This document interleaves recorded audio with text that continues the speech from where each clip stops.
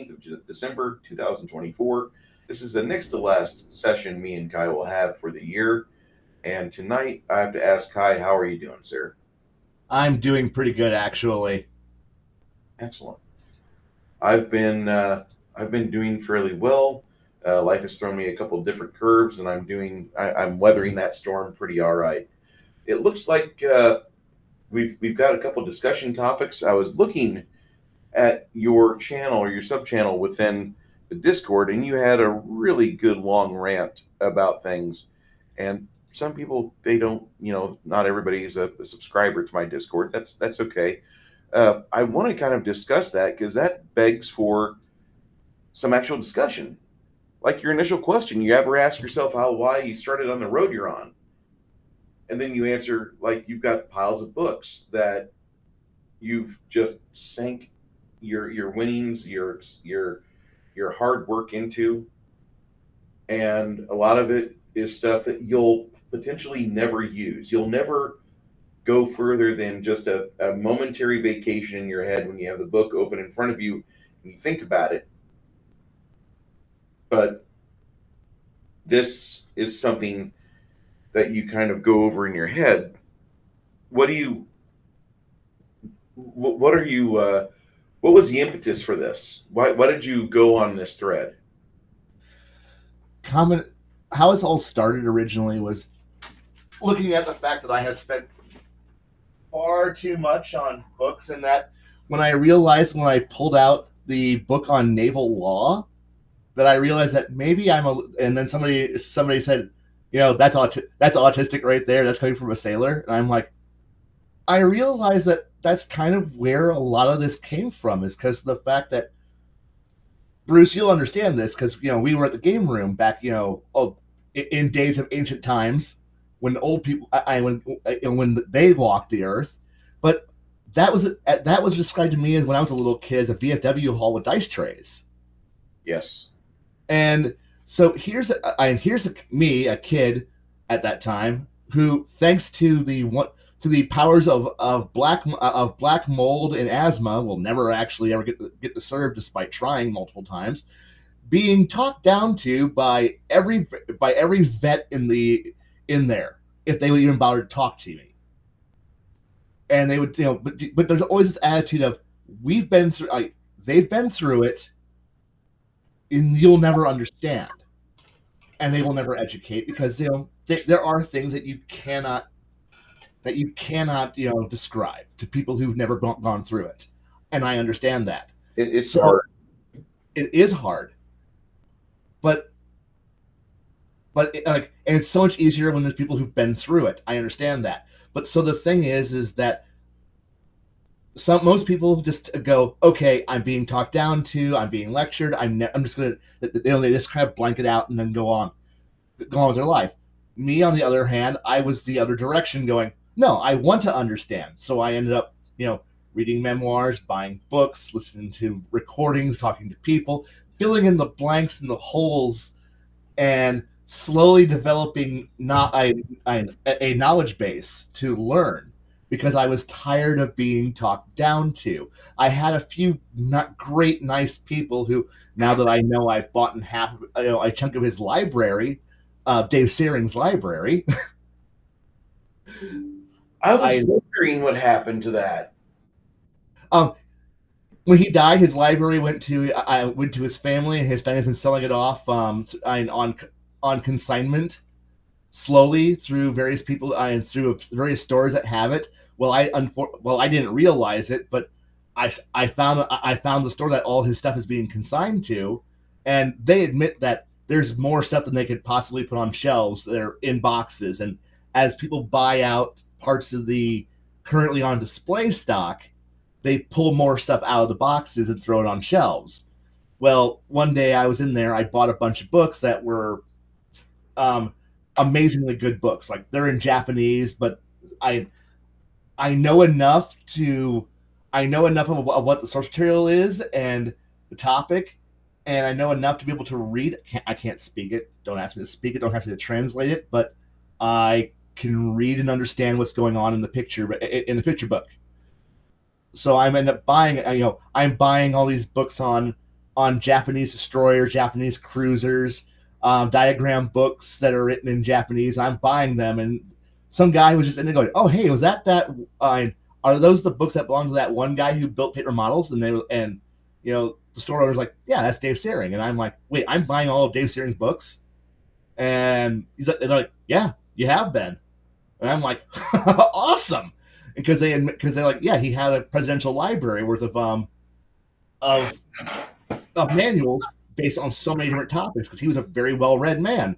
And well, the funny part was when I was a little tiny little brat, I was Dave Searing was one of the first people who didn't treat me as though I was a nobody who didn't know anything, and he actually explained stuff that either he knew or he went through, and he made sure that he didn't talk down. He talked as though he was trying to educate, and I learned from him, and I didn't grasp a hair of what he was telling me, but it was one of the first people who actually talked to me as though I was a person, and it was nice, and it was great.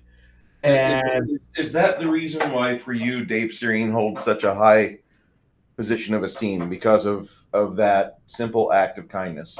yeah, and that each time I ran into him, it was like he was happy to go, "Oh, hey, here's a new topic, and we're gonna continue to talk about and he never talked down to me. And whenever it was a difficult question or a difficult thing, he didn't try to sugarcoat it. It was just like, no, this is what happened. This is how it played out. And it was a very wonderful moment to be able to go, it was a peek into into a world that I didn't know.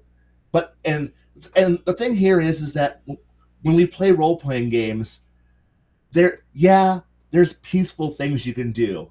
There's all these civilian things you can do, but the thing here is that we go and do all the best toys in a role-playing game are locked behind the military. It's either police, military, or search and rescue, which is usually a branch of the military. Yeah. Or the Coast Guard, which is not a branch of the military. And the thing here is that to do it right, you're either going to play a bunch of pirates and mercenaries or, some makeshift rabble out in the middle of nowhere. But the thing here is that as time goes on, you want to learn. You want to know how to do it right, how to pick up the pieces, to figure out what you're doing. And it slowly evolves to the point where, because I want to play games like Traveler. Sure, yeah, I could play a professor and be okay and know how to do and know most of the intelligentsia work to be able to play one.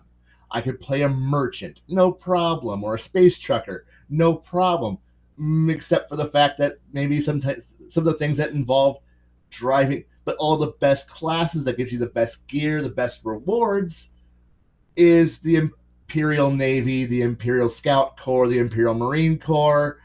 It's this trend where every sci-fi universe, if you're going to play Star Trek, Starfleet, that's a military organization. You're in this thing where you start having to figure out if you're going to play the character right, you should start picking up the rules, the regulations, how to do things, the procedures on how to do it, so that way you're not just playing a bunch of retards in space, or retards on a boat, or retards in a tank, and you're just so that way and you start picking up the things. Well, the thing is, as you're doing that, you're trying to figure out other books, and as Six Nations put it 2 weeks ago, that's autism. And it is.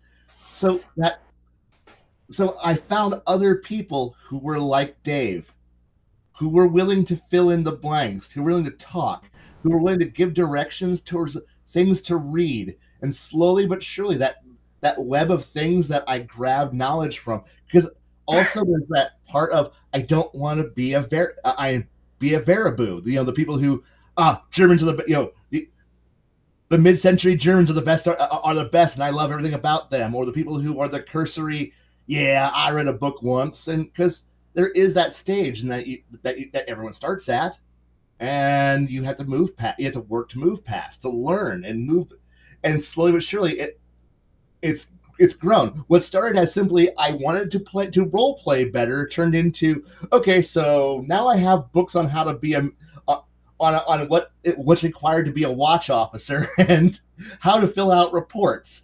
These will never show up. I will never need to know naval law or how to fill out a fucking report or how to submit it to play a role playing game. But now I have them because it provides that necessary extra information you need to play it properly, to be kind of interesting and fun.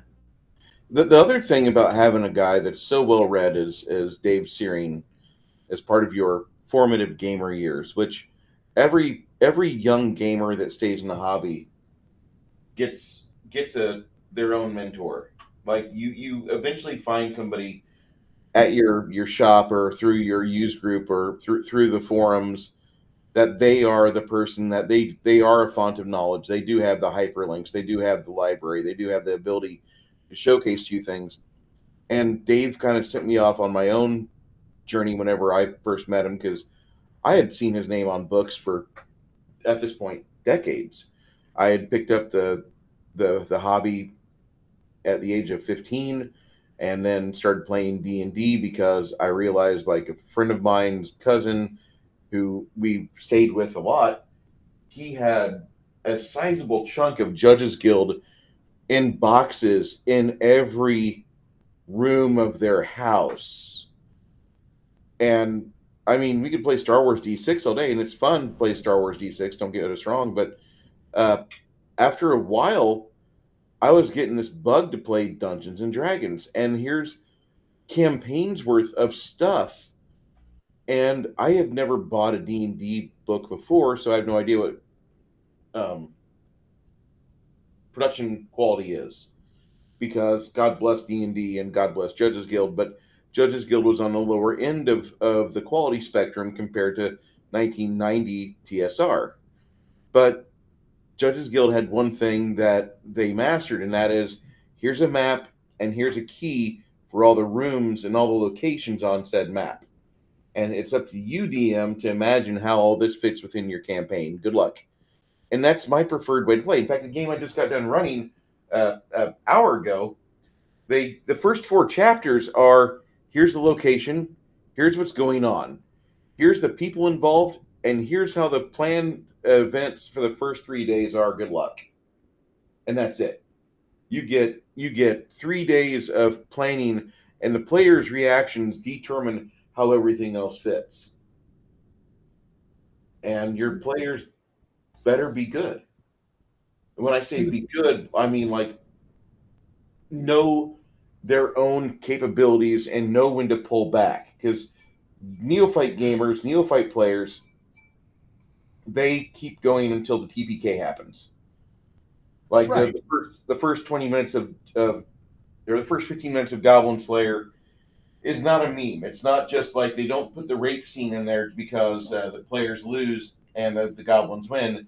They put that in there because that's a typical thing to happen for first time players, for people that don't know what the fuck they're doing. Oh yeah. That sounds to be kind of rough, but that is the worst case scenario where after the monsters beat you, they fuck you in every available hole. That's actually more akin to probably what would happen in real life. Sorry, dude. Um, don't get caught in a sex-starved country. That's all I can say. No matter what sex you might be, the goblins, hey, they're naturally horny. But the TPK happens, and it's really well done. I thought the scenarios that I'm running now, I prefer to run just sandbox. And Dave Searing really kind of helped me with that, with his writing, with what Judges Guild wrote. And then later on, whenever he had a chance to sit down and talk to me about things, he's just a font of knowledge. And I'm so fucking happy that you have a chunk of his library in your possession. That you don't know how happy that makes me. The bad part is, like, when I met him and knew him, I didn't even know he did any of that Dungeons Guild stuff. I didn't. I only knew him for the fact that he was just he was always playing every single miniature naval combat game ever, and or he was always sitting at the shop building a new building. So he was really into architecture, which I was into, and he was really into like like sailing combat. So I got to sit there and listen to him and explain things. It was a wonderful experience. I'm like I said, I'm so happy that I've bought way more of his books than I thought I should have. But no, I have them. It's great. But yeah, it really is like. But people like him, and he was the positive influence, but negative influence is also a big chunk of it. And slowly but surely, I you learn enough, and suddenly people who would never talk to you would start talking because now you picked up on the lingo, or you picked up on terms and jargon, and or you can understand what they're explaining, and so suddenly the people start explaining more to you, and the whole thing becomes much more expansive and more interesting. And but at the end, it's like once you have that more firmer reference, now you can make better jokes and better references, and now people are going, "Oh yeah, that's totally I can totally see that happening," and it slowly evolves into being a better storyteller, a better role playing experience. Do I need to run Master and Commander, the role playing game? No, I don't. Please do. But it would be great. I think it would be hilariously awesome to run that kind of a game, and you know what would end up probably being the worst ship in the worst ship in the Imperial Navy, because they're players. Players are going to play Mikhail's Navy. It's just that's just the truth of it. That's what they do. That's their functionality. Yeah, it's like if you give players a battleship, they're going to go pull a Texas. If they're playing a destroyer, they're going to go do something crazy and charge, because that's what they do. I mean, players do strange things. You always have that one cautious player, but then because you realize this is a role playing game, we're here to play. I don't want to say heroes, but I want to say people of interest, people who break the because there's a 1,000 people who are going to follow the rules, who are never going to do anything extraordinary because procedure standard. You go in, you clock in, you do your job, you go and you go home. It's done. And then you have somebody who does something just by luck or by being the one it's why I don't want to call them the heroes, because I don't want to I don't like the term heroes, because it's like you're setting yourself up with the idea that by just calling them heroes, you're already saying I'm already predestined to be better than everybody else. No, you're just somebody. You're just somebody. You have superior training, sure, superior equipment, possibly, but you're just the right person at the right time to be the right point in this particular story to move things forward.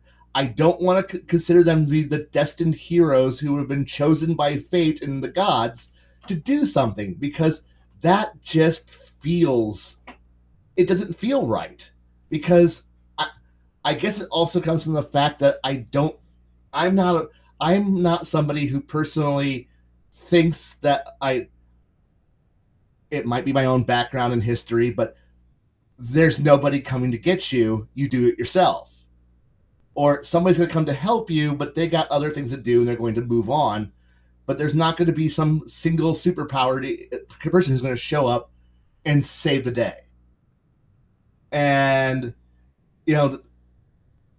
so therefore it's like, I think it's that mentality of, I don't want I want players to be, if they're going to be the heroes, it's because they've chosen to do it and they're going out, going a bit above and beyond to be.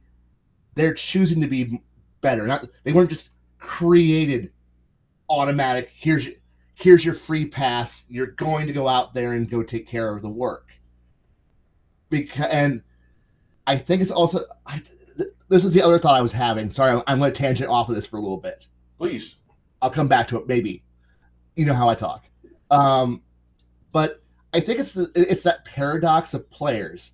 You're supposed to be heroic. You're supposed to be good guys. But the problem here is that you're supposed to be special, but there's also that other statement that always runs parallel to it. That has the words, how to put this? Whatever the players do, somebody else has already done better. But at the same time, it's like the Fermi paradox. But there's no sign that anybody has ever been before you. There's never been a hero before you, but somehow whatever the players do, somebody else has already done. So which one is it? Are you in a world where people are all amazing like you, or are you the first?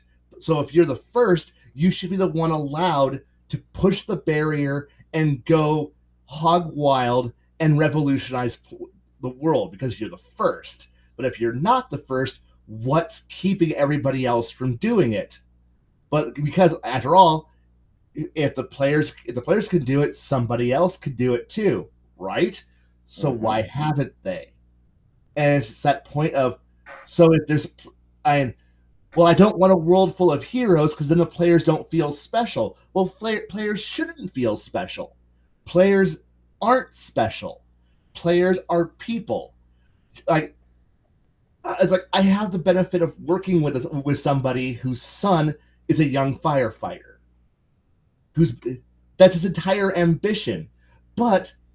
And he's been working hard for it from 16. He's now 19, and he's 2 years away from being able to become a full-on official firefighter. He's going to be at 21 to do it.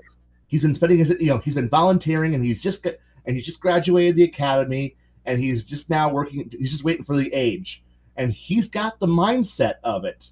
But the thing is that he's somebody who's working through it. But there's other people like him. He's a hero in my book. He actually is, because he's somebody who, if the call comes, he's the first one out the door. And when he and we had to explain to his dad that it's like, yeah, I put a bulletproof vest on when I go to some calls because that's what you do. It's like, you don't hesitate. You just put the vest on, you throw the coat over it, and you go.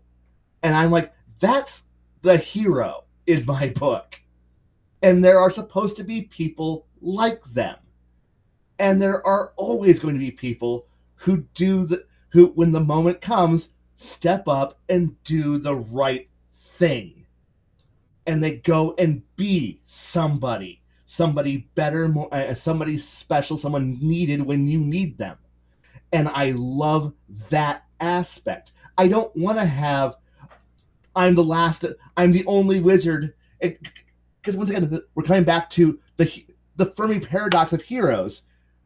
Somehow you have all the weapons and spell books and armors and magical bullshit everywhere, but nobody knows how to make more of it. Nobody has any references of it, but everyone's got access to it. So who came first? If there's no one making new stuff, where did it all come from? And if players can't make it because there's something that stops them, who did it in the first place? If players can do it, why isn't anyone else doing it? And you have to start putting this all together. I've already asked these questions, and that's why the world I'm in does have, sure, 95% of the, 93% of the people who are on the planet are not hero adventure classes. 8% of them are. And from that 8%, you can work out numbers and then figure out you can figure out an entire economy. And the fact that I got pissed off a few weeks ago when D&D put out their new edition and they said this game is not an economy, you shouldn't be trying to figure out like that's you have fucking copped out. You're not putting any thought into this. There needs to be like a functional economy. There needs to be travel times. There needs to be and I don't subscribe to the idea that everyone is a dirt farmer and you work on 2 copper a day. That's bullshit. Nobody fucking does that. And nobody did that in the Dark Ages. There's an economy. There are people. It's not capitalism. Even if it's like not a coin or like a monetary based economy, there's still an economy where like it's service or barter based. Like, hey, Yeah. so you wanted to buy these, you want these potions? Well, cool. I have a fucking wood pile that you need to go hew. And once you get that done, I'll give these items to you. That's not a problem. It might take you all season. One of my favorite campaigns written by Frog God is it's a Viking campaign. It's set in the north. And there's not like magic shops. You have to get along with people. And one of the things you actually have to do as a DM is trying to stress to your players, like, if you want these items, you actually have to stay here in the yurt over the winter, tough out the cold, and do the labor for them. And you do that work for a season, and they'll part with their fucking magical goods. Because these items are a lot of money, or they're worth a lot of time and effort. And if you aren't willing to do that, they have no business. They want nothing to do with you. And the thing here is that, like, you just described where bartering, the barter economy, and that, and that's the like, bartering works on a very small scale, but as the complexity of civilization grows and gets bigger, it becomes inevitably mercantilism, where it becomes the coin of the realm. And then as the scale gets bigger and bigger, you eventually reach the end of where mercantilism stops, and you start having to find other ways around it. And I was like, studying mercantilism, you get to understand that there was a functional economy that survived the fall of the Roman Empire. In fact, the Western Empire fell, but the mercantile empires that were built while it ruled still shambled forward through its collapse. It wasn't as vast and connected. You didn't have the trade routes, but the mentality and coin equals labor. You work for coin trade continued forward through time. And even the Vikings did it, because they were actually master merchants and traders, on top of being raiders, but they were merchants and traders. And I know this is where the joke, where sometimes I've had the joke where I don't want to say it's a joke, but it's the aspect of going where we had the green vibes, like guys, we're not here to play, merchants and caravans here. And I'm like going, that's where most of civilization is. In fact, I had a conversation with somebody elsewhere, not on YouTube, but this was just a nice conversation, and it was about how sad it would be if you were a professional, merchant. Somebody who has an adventuring class, but you're a professional in that class. Like, you just get, and I'm like, he's like, that'd be sad and depressing. And I'm like, really? So you're telling me that I went to school for 4 years, got my apprenticeship, and now I'm a wizard. So I go work for the local wizard as an I'm no longer an apprentice. I'm now a journeyman. It's because I'm now first, second level, and I do journeyman tasks of I cast continual light on a rock 4 times per day, and then I go out at sunset and put the glowing rocks in the lanterns. That's my job. And for most of us who work a dreary dead end job through most of our lives where we have to do that, man, that would suck. But you've just described how somebody might look at the idea of, no, I'm a professional wizard. I make money doing magic. I make money being a surviving, and you can figure out like it starts to roll out and you're going, oh wait, so they're actually. And when you start doing all these numbers out, then you start figuring out what's the unemployment rate at look like, and suddenly you realize. And this is the part where he started the guy I was talking to started laughing. Is when I go, adventurers are the unemployed hobos pulling copper wiring out of ruins for meth. Yes. That's what they are. They are there are plenty of people who are professional paladins who have a 9 to 5 job being a paladin, being a cleric, being a wizard in every single class. Every single class, these people have jobs and roles in societies. They have incomes that they could possibly want, and then you have a group of unemployed hobos who are pulling copper wire out of a goddamn ruined hotel or a ruined building and selling off shit that they found off other hobos and going, yeah, I'm good. I'm gonna go buy me a car. And that's what they are.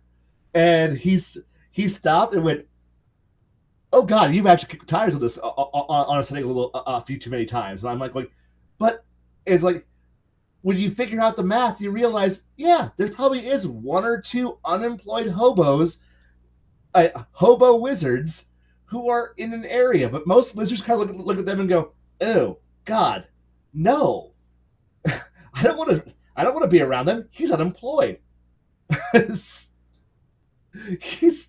He can't hold a job. I don't want to talk to that guy.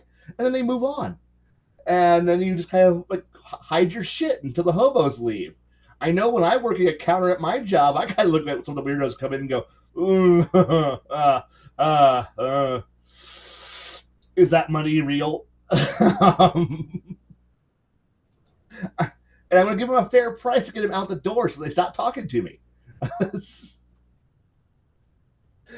It's that realization that, but when I play most people's role-playing games, the games always start at a default stop.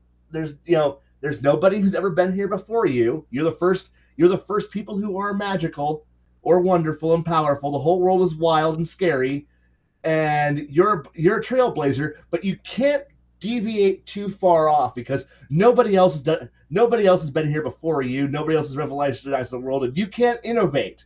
You need to stay on this very, very narrow track. But if you do innovate, well, now everybody else suddenly out of the woodwork, magically, a bunch of people who are way more awesome just show up with all your tricks. And I'm like, where'd they come from? And yeah, it really is that. Sorry, I kind of rambled in a hard directions right there. But like, okay, so the campaign I'm running right now on my alpha test, the players have discovered that like there's a real serious threat to their society, to where they're at, and it's not exactly like a local area. Everything in the Frog God world is like 700 miles apart from the next small town. Like, if you look at their map is fucking stretched out with 50-mile hexes between lots of 50 fucking mile hexes. And it's funny. It's just one of those things where you're looking at it and you're like, there's a lot of space between here and the next place where I could buy like a water skin of like shit wine. And so you fill in the gaps, and we've done studies on this, but the game world, like, it's like every 10 to 13 miles there's a small settlement of like 25 people that's not on the map. But with 50-mile hexes, you don't really put that together. You don't want to have that on there. But let me pull this up, because some people just won't understand unless I showcase this. Okay, thank you. All right, and start screen share. Yes, Kingston to Durbansford. So their campaign world looks a lot like this right here. Just lots and lots of this. Here's a town of like 70,000 people, 50 miles, 50 miles, 50 miles, 50 miles, 50 miles. You can kind of see it, kind of see like a mountain over here in the clearest of days. Can't really see these mountains over here when you're on the Gap Road. 50 miles, 50 miles, 50 miles, 50 miles. 50. Do They you get can't see the map. Yeah. Can you see it? No, we can't. Why can you not see this? Nope. Hold on. Ah. I don't know why.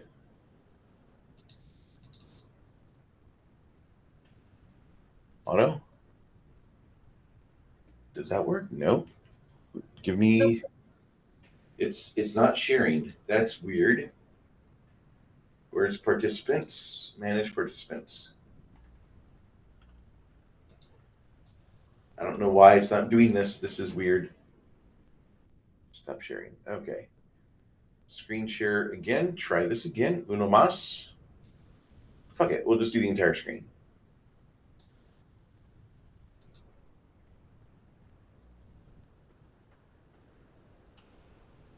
Can you see a difference? Nope. It's still on your paying camera. Okay, I'm going to go to my content page real quick and just see if I can, if it looks different on my end.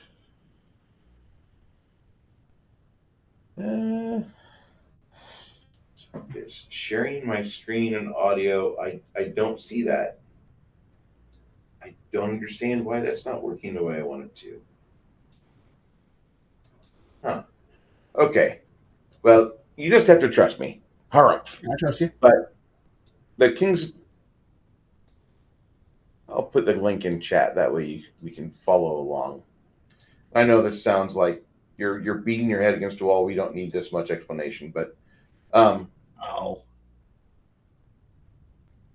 so anyway, if you follow that link there, you can kind of see an idea of their little maps they have, and that's the kind of detail that Frog God puts into their world. They kind of treat it like it's a quote unquote a real living place. It's not like Forgotten Realms, which is just like a series of colors splotched onto a map at random, like a Jackson Pollock painting, and with only the necessity of like Dungeon Master requires place to send heroes, locations to have goblins waiting for them in ambush.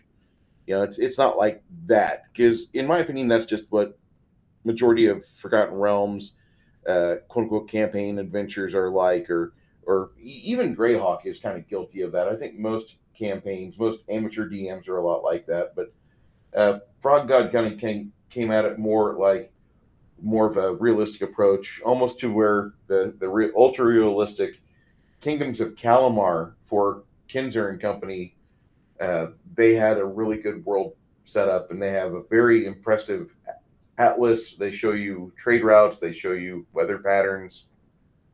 This almost gets to that point. And if you check out this little map they've got there, this little example for the journey from Kingston to Durbanford, you can see that there's a lot of traveling involved.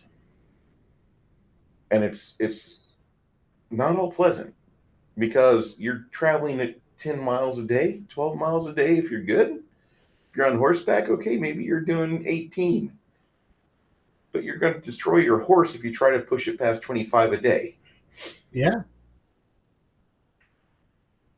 So I go ahead. Honestly, your comment about scale for scale purposes there is actually pretty accurate, because I did a similar thing because of the very odd 13-mile hex radiuses of Kingmaker. Actually lined up pretty good with the idea of, with roads and travel times being, we live in the Midwest, so we're quite used to vast open tracts of useless land, but any of us who traveled the Midwest will always come to you'll have this sensation of you can never travel more than 10 miles before you hit a town. It's not a big town, but it's a town. It's a town. And so you'll get up to speed, you'll do 10, 12 miles, and you're in a town. It's fucking mechanical, even. And and that that point where you realize, well, a person can only walk 10 miles in a day. So suddenly you realize, well, no, before cars, the world was a much smaller, the world was a bigger place than it is today. Because today, I can go, well, it's only a 40-mile drive. Again, we live in the Midwest, so therefore, the idea of, oh, it's only 40 miles, that's not a problem. It's less. I can drive That's a half hour to an hour, depending on how thick the traffic is and if it's urbanized or not. Yeah. Oh, man, we can get there in an hour. I load the car. We'll make a trip of it, and you do it, and you go out, and you come, and you leave, and you come back. It's a nice little experience, and you have fun with it. But the thing is that that's the benefit of us living today. But you travel off the interstate, and you go travel the state roads and the back roads. Suddenly, it's 10 miles is, well, that's a day's walk.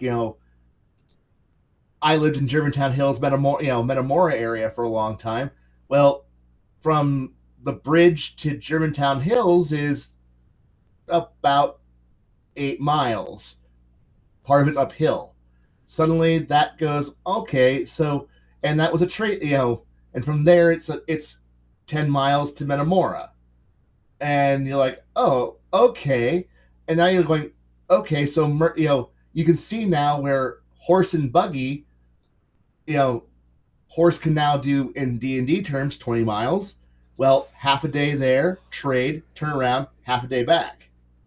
And now you're back looking at this whole little circle loop that you're doing and going, well, yeah, now you got half day to market, half day back. And suddenly, when I started figuring that out and going, oh, now that I live in a world where I have a car where I can drive 60 miles an hour, now I find that the annoyance I used to have of, great, I just left Eureka, and now I gotta drive 10 miles to this next little podunk town, 10 miles to the next podunk town, and I can never get my speed up to, just to sit at 60 because, oh man, it's just an endless string of shitty towns everywhere. But that's actually how every major road works. And Are you seeing it now? yes, I can see it now. Okay. But now, the 50 miles, you're not going to see all those little small towns, on that scale of a map. This scale of a map is the Rand McNally maps, where you don't see shit.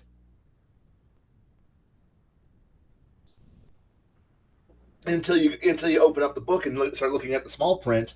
But I'm pretty sure there's probably small towns all over the place in there, especially 50-mile hexes. Right? Yeah. So yeah, there's probably a chain of small towns all over the place in there. I love they've got on the worldanvil.com, this you can find the World of the Lost Lands. Just do a search on it and you can find this. But they've got one of the best little systems. They detail the world out as best as they can. They even give you a legend which allows you to see the adventures that are for each of the little areas. And holy cow.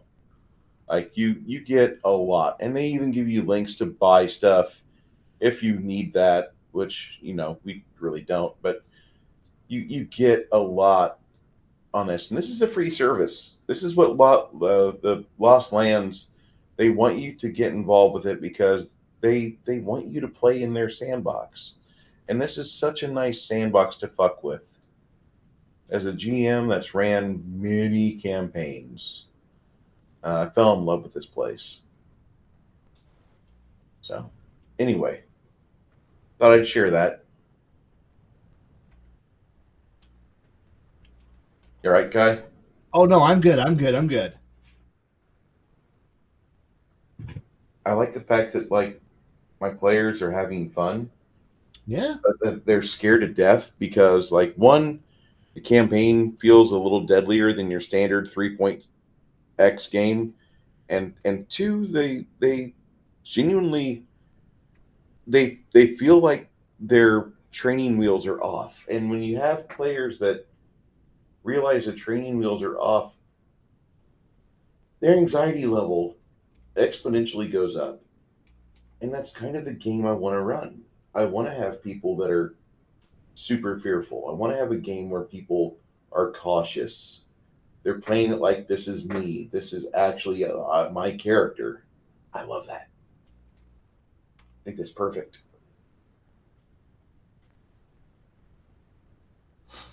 I do like the idea of the world being, and I think your players having a chance to be in a world where it's not guided is kind of, it is terrifying, but it's a great experience, and they seem to be handling it well. Whenever I get to poke my head in for a few seconds to watch the game, I can't really ever stay for long, but Well, I've got a little bit of time on my hands, so I'm going to be detailing my archers.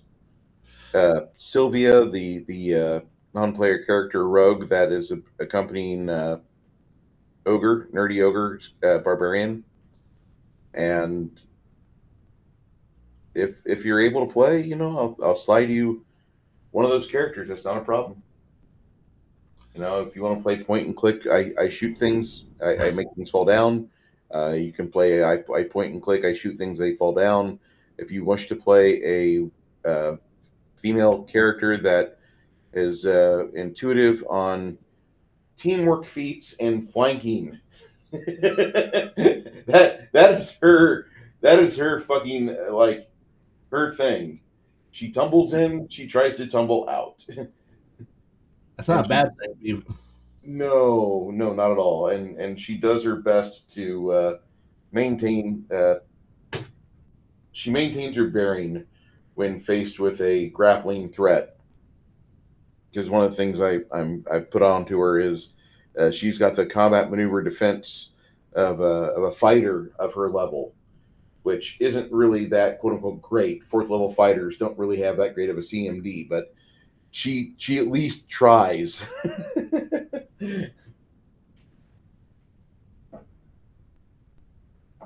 And I think that's kind of one of the important things. You need to have a group of characters that like they don't really step in for the player characters, but when the player characters are stumped, and you can tell because you've thrown your player characters like, hey, this is a sleuthing sort of encounter, or this is a investigative sort of endeavor you're involving yourselves in, and your players are used to like roll your initiative. We're just going to do combat all day, all week, all month long. Your entire life is nothing but combat. And throwing these players instead, like, you got to think outside the box, and you got to start asking questions and being friendly with people. And at first, they're kind of like really quiet on things.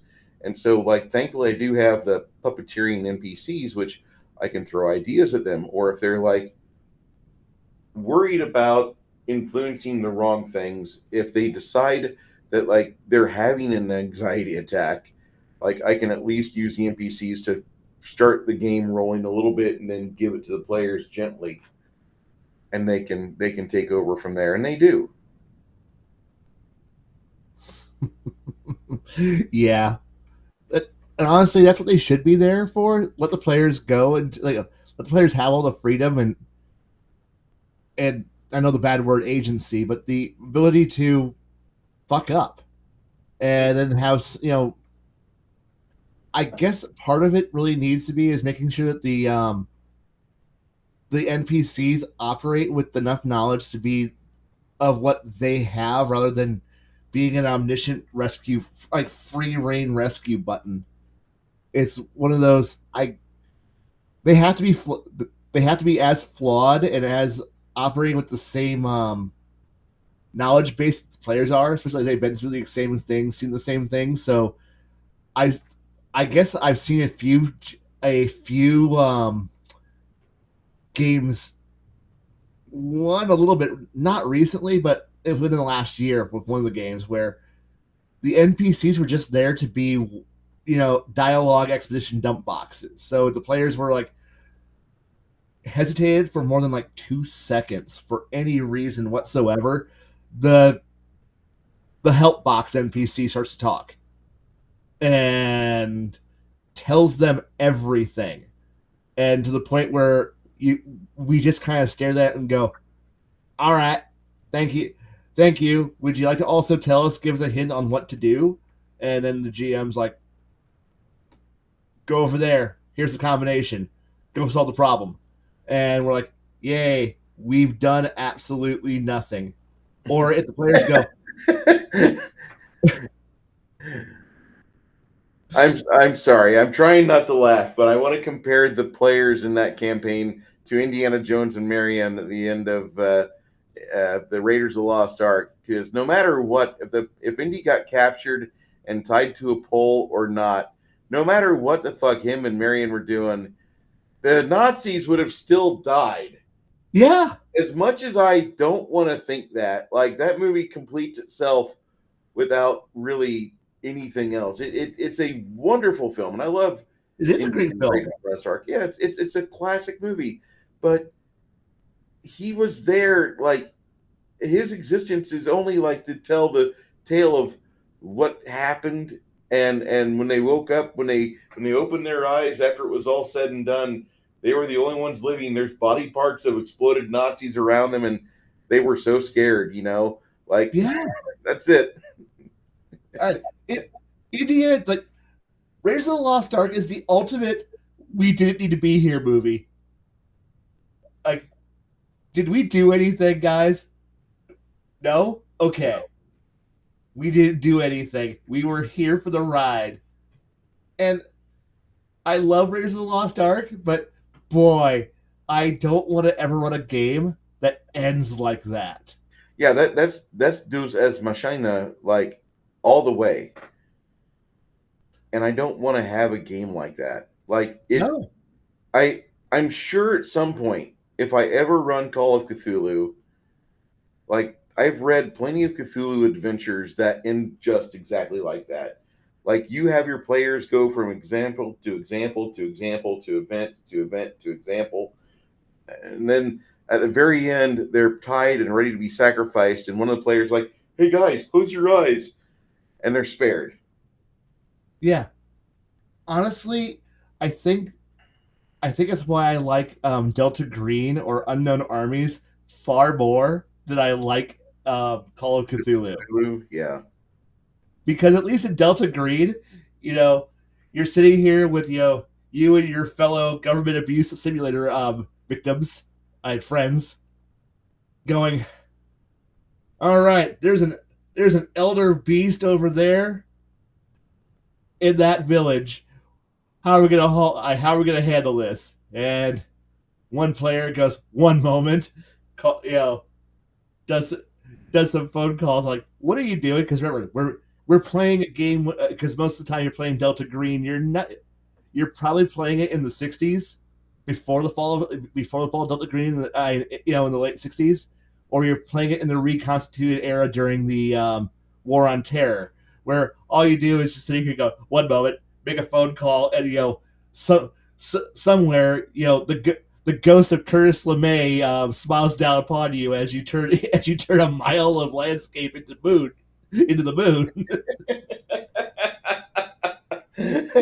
we're going to do the buff. What's that? That's where we shape the topography to our own suitability. You know what? The buff, it drops so much ordnance, you get to drop a map how you see fit. Yep. And don't worry, I called a squadron in. So if the first one don't work, we have 11 more. That was a problem I had in '94. I decided to do a one shot Call of Cthulhu game, and this guy insisted that he played a character that he had played through other campaigns. It's come to find out he's like Benavides, Master Sergeant Benavides is basically who he's playing, and he has everybody on fucking Washington and standby on his phone, and he fucking solves like every fucking problem. Like, there's no way you can fail an insanity check, is there? Nope. And I needed to run that game for another 14 and a half hours for him to be able to get his insanity score drop below 50 the way he was rolling. I was so upset.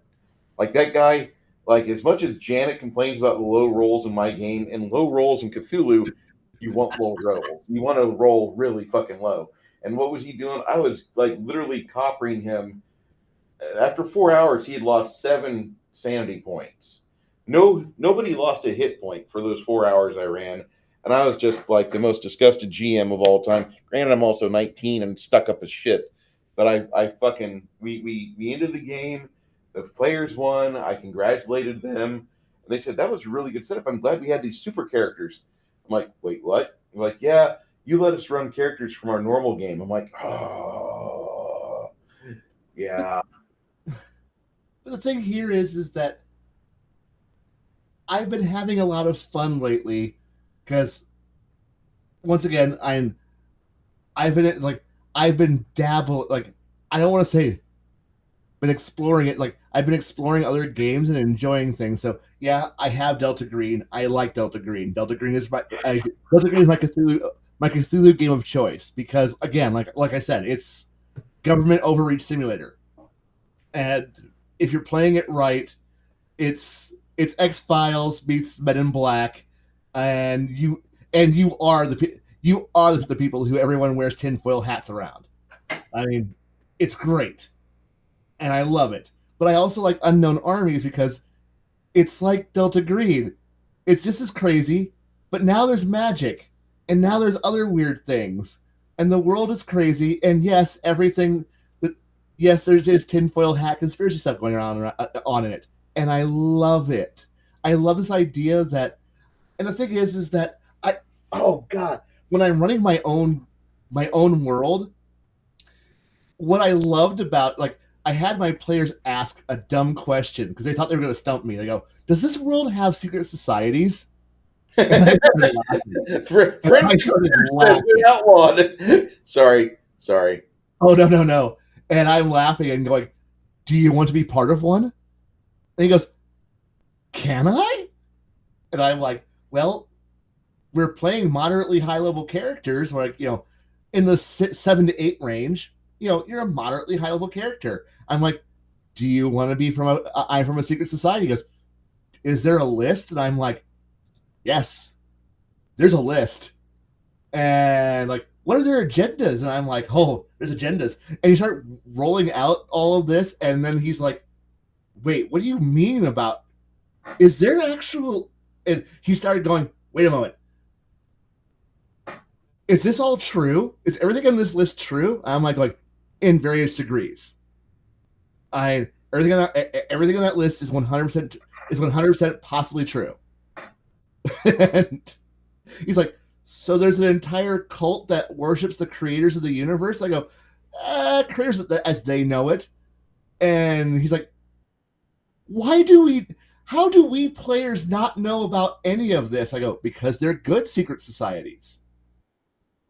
So there's an evil dark cabal of people who are in the background manipulating the entire planet." I go, "There always has been." "Well, how come we don't know about it?" "Because you're players. I mean, you just go to you do your job, you pull your copper wire from the wall, and then you go on with your life. You don't really care. Every once in a while, you might run into a wizard who might be part of this dark cabal, or you might run into a lizard man who worships a dark wizard dragon god, or some other thing. And not every cultist that you run into is going to be the bargain, the Walmart brand Takesis worshiper, or Bahamut worshiper, or brains farting, five-headed dragon, dragon goddess, Tiamat. Yeah, not Tiamat. I worship not Tiamat. Yeah. Which brand Tiamat? This isn't Tiamat. This isn't the Pit Lords. This is a balls of bunch of random lettering. It's a demon from the pit who just happens to be red, has horns and wings, and happens to use a fiery whip. He's not a Balrog or a Pit Lord or a Pit Fiend. He's this other weird combination of letters. Does the exact same job. Okay. Okay, so it's the Target brand. Got it. Great value brand, Pit Lord. Got it.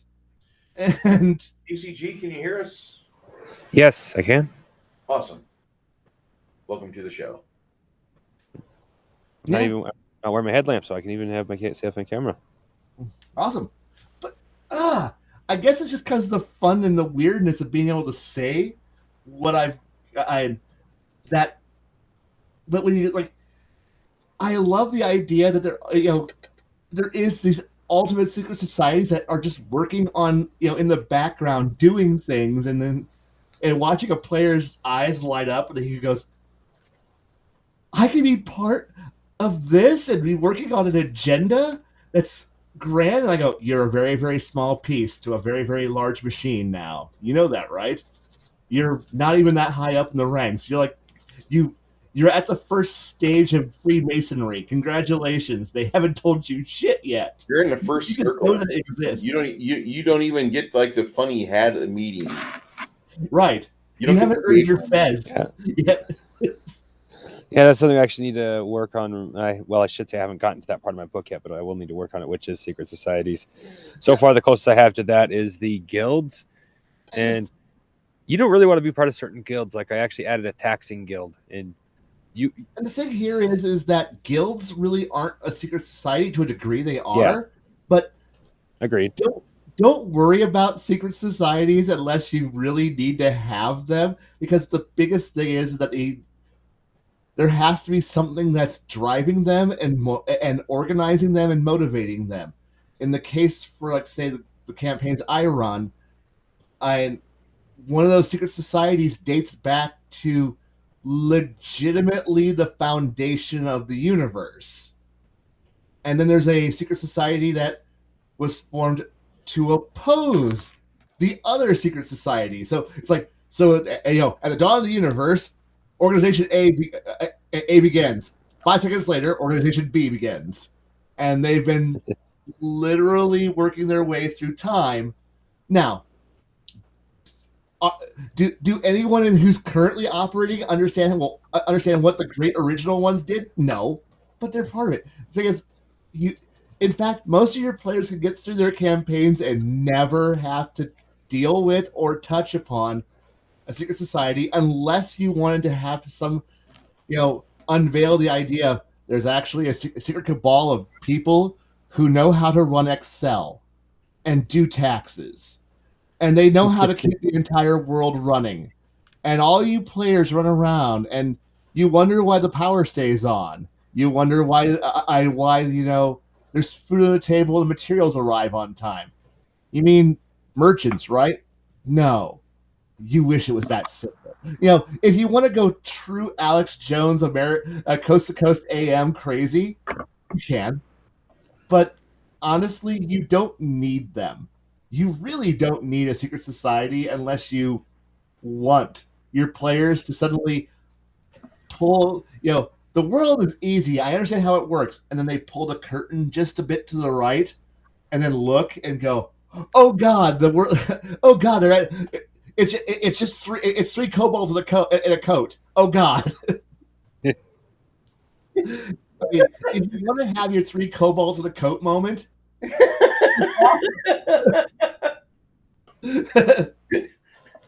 that would be hilarious. When you find out that the ultimate ruler of the entire universe is actually 3 kobolds in a coat, and then you find out that that all the kobolds you've been encountering over the course of all the campaigns have actually all been part of the secret society of dragon dog people. No. They're all their names are Zathras. No. See, that one's pulling too close to an already existing joke and meme, and yeah, we all know that Zathras is Zathras, and No, not Zathras. It's the other Zathras.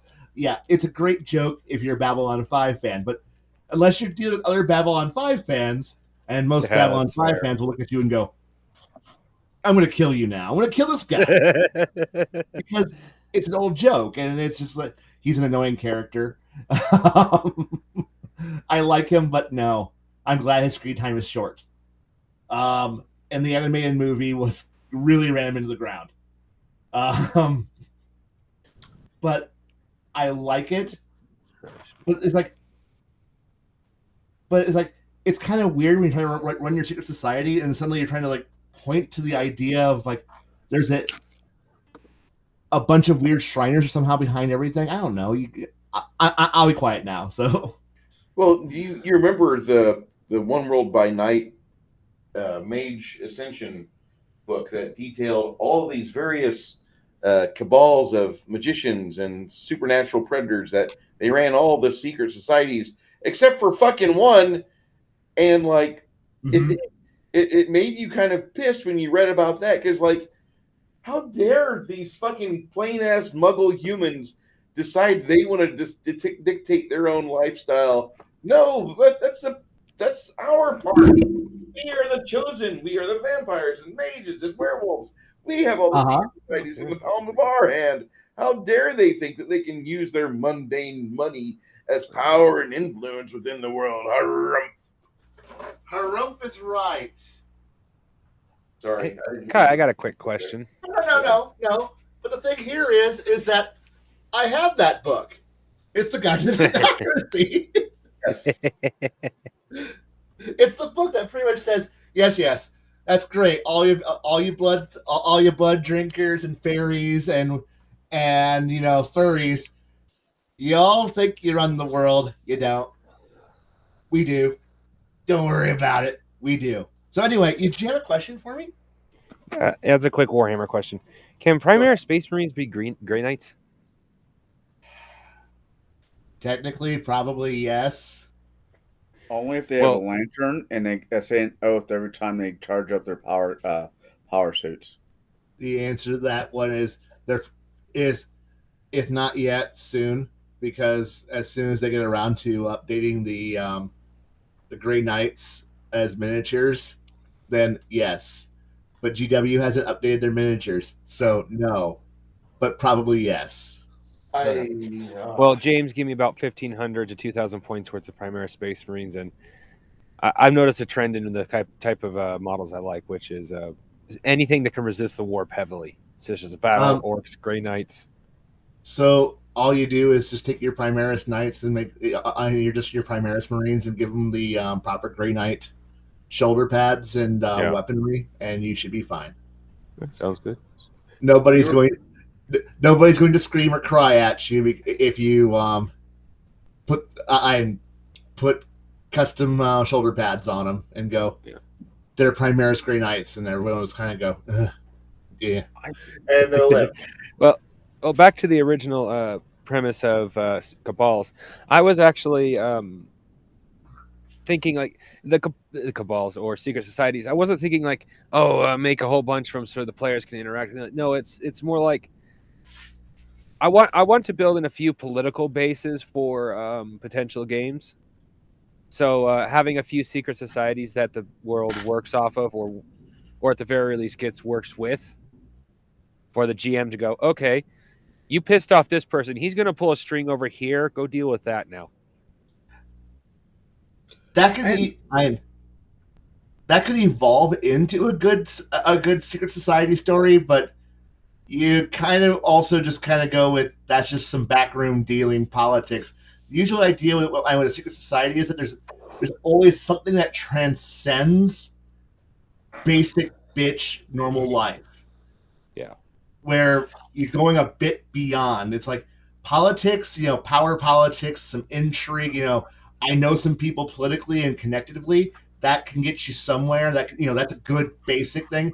But secret societies are simply we start going into start pulling through multiple disciplines and start cross-referencing things and pulling them together. And they have an agenda that is beyond just simple, I need some more monies. I need some more power because you're trying to accomplish something, do something. Are they a group of aristocrats who are sitting here going, we are the chosen, the chosen, or something? We're destined to be better. We are better, and we lord that power over there because we have, for some reason, and someone's giving them the ability to do that. Either they worship a god, or a creature who grants them powers, or they think that they have a magical compass and triangle and T-square, and thus give them the ability to be able to coordinate the engineering of God's creations, or some other thing, or they're trying to resurrect a dark god somehow, or spread its power across the world for gain and or a nefarious thing. A bunch of politicians in a hotel room making a backroom deal, saying, Billy Bob over there and his adventuring band of idiots are getting a little too close. We need to ruin them. That's not quite secret society. That's just simply the mayor calling the sheriff over and saying, Yeah. Get the boys and go beat them up for me. Yeah, I get what you're saying. I think I said that wrong. Don't let these people succeed in what they're doing. They're getting too close to my investments. The slavery ring that I've had my fingers in for the past 70 years. I don't want them to see it. Yes, Connor? Yeah. Oh, I've mentioned this before. I've been watching The Sopranos like non-fucking stop, just trying to get through this series so I could be kind of done with it, right? Yeah. So when I played, the reason why I bring that up is when I ran the Rise of the Rune Lord, and they get to the mental hospital, there's the two were rats, and I said, "What?" They ask, "What's your name?" I'm like, "I'm Ivan," and that's Ivan, and that's Ivan, because there was three of them. And so I'm thinking of a Russian mafia rat, and they all go by the name Ivan. And the lead rat is voiced by God, what's his fucking name? Hold on. Welker? Who? Welker? Frank Welker? No, Steve Buscemi. Oh. Yeah, Buscemi. Yeah. Yeah, Steve Buscemi. He's like the head. He's the head rat. I mean, he's the Don, And I have to find that way where I want to kind of run that in a campaign where it's low levels. Because were rats, I mean, at let's say level 10, you should be able to knock out a couple were rats. And the stupid shit keeps disappearing. But it's your job because you don't know any better and you haven't got your day card worker, as Khy was talking about earlier about being a wizard. Your apprenticeship. You're still young, young whatever, as you do in Bruce's campaign. You have to work your way up this social system. Why is something missing? Why is this missing? Only to find out there is a small colony of were rats, all by the name of Ivan. Maybe a Victor, maybe whatever. But all go all go like Ivan. Like when you deal with the CIA, they all have one name. I'll be right back. Well, when it comes to the low-level adventuring, and you should always have low-level stuff. Naruto, the anime Naruto really, in my opinion, really sets home the real feel of when you're a young apprentice, you have to do simple things. What is not the first, but the second mission Naruto ever goes on? Hunting down a lost cat. The third, picking weeds out of a garden. And his first mission was epic, but after that, his next 20-30 missions were just basic stuff, which you need to be doing at low level. But here's the problem with that: is my name's not Jim the fucking Gopher. Well, fair. Well, Khy is not Khy. I'm the fucking Gopher. Nor me, nor him, or most players have been doing this rat race. I'm staying on rat theme here. Want to play games where we're gophers for the first fucking 6 months? Or are you sure about that? we're playing a game right now in Bruce's campaign where we're pretty much gophers. We go to places, we have little epic adventures, but we are being paid by the guild to go to certain The places, only and there's just reason things why that is happening. the only reason why that is bearable is because Bruce is the DM. I've been at this rat race way long. Most of the video games I don't play anymore because I'm tired of being the gopher. I I'm not saying you should be really badass off the mark, but at the same time, I don't want to get your pet cat. I don't care if you lost your wallet. That's your problem. Oh, your daughter ran off with a guy from next town? Well, Mazel tov, expect grandchildren next 9 to 10 months. Yeah, well, my stance on that is I have to sit a lot with Khy on that one. Give me a game like Traveler any day where I'm just Boy, I mean, I'm sorry. I got to deliver 200 tons of coal to this planet. I'm only making a 5% profit, but hey, at least I'm making profit. That is a game that I'd absolutely love because I day to day like the Starbucks vendor, fuck that shit. But a Star Adventure where I will most play of a it is Traveler. just role play, I'm fine with that. I'll run a Traveler type game, not really, that I will put a storage unit of frozen volunteers in it, and plus a couple large boxes. Don't look in the large box. Stay away from the large box. Oh no! If you hear something from the large box, do not approach the large box. Oh no! One of the large boxes open. Wait, what is that ooze thing that's crawling out? Hey, does that look like an egg to you? Oh my God! There's something on that guy's face. Do we empty the load? No, because no. You go straight to the airlock. You go straight to the escape pod and destroy the ship. Self-destruct. Can't do that. Escape pod. You can't do it because it's not a union job. Therefore, the ship is not covered by outer space misfits. I would rather be shot than an egg host. Thank you. The thing is that Traveler's wonderful aspect that's positive about it is that it starts as being a fetch quest, but all the fun happens along the way, that all the complications, where you get the ship with the weird eggs on board, with the weird, with the 5-ton container of powdered eggs on board, or you buy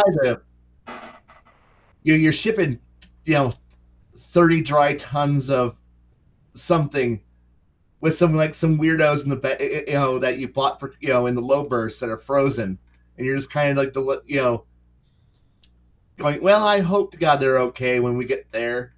Yeah. And other having parts go bad and you have to limp your way to the next starport, and while you're there, oh, by the way, I need this job done. I'll give you the part in exchange, but I need this job done. That's kind of why I like Dead in Space, the way I run it. It's basically I'm running Stargate Universe, and none of my players know that it's Stargate Universe. They just know that their ship sucks. They have to, but the only way to get better equipment, replacing air filters, water filters, shit filters, sex filters, whatever, is to do bullshit jobs. And sometimes you get players out there that are new to the hobby, or at least new to real RPGing, and they're all about it. But you get other gamers who look like that lion who's been in the zoo, who looks at you, watches you, thinks about, you might taste good.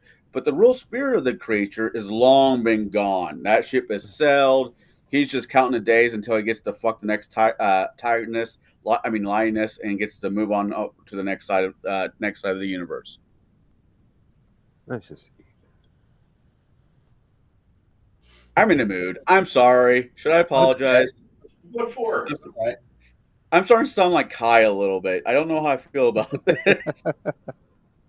It's all right. Khy is a great man. Do not besmirch the holy word of Khy. Oh no, I'm not that great. I played 8 hours of Flame of War today. You know how much RPing is in Flame of War? None. And it was amazing. I got to kill Nazis. Yeah, that's about what it comes out. So it's like, there's some, but no, not really. I was in the Nazi killing business, and business was booming. Yeah. I get that, Crafty, you said before, and Kai, and myself, I don't want to be in a complete murder hobo campaign. But there are moments where I just want to lay waste to a goblin horde just because they're goblins. They had it coming by birth. Not wrong. Yeah, I was hanging. I don't know. Well, I want my goblin to play a goblin character. Okay. All right. That's fine. What kind of class do you want? It doesn't matter. It dies after you're done rolling up your character. Make something new. What happened? It got a bad case of DMitis. There has only ever been one goblin I've ever wanted to play. And that is the psychotic goblin that makes potions, but understands how to keep clean, so he loves making food too. Like Only if you could play him like Pinky Whiteman off of not Jesse Pinkman off of Breaking Bad. I'd have to watch the show. Because more or less you're a meth dealer. Science. Yeah, science. He's great. No, he's great. That show's a great Science. Oh no. He is totally way more energetic. You just try to like inform him, and he just kind of goes. It's great. And bitch has to be like the third or fourth word in every sentence. Pretty much. He's a great foil for Walter White. Oh God, yeah. Bruce took too long to get back. I had a perfect response for. Go ahead. Well, I had a meme for something Connell said. Oh, I have a meme I can share too. Go for it. It has. It's not on this computer, so I can't share it. I'll put it on through the screen, but I can. Yeah, I just shared it through Discord to Bruce, so he could put it on screen. Okay. Let's see if we can do this. I'm in the mood for what? Arguing. Come on. No. Share. No.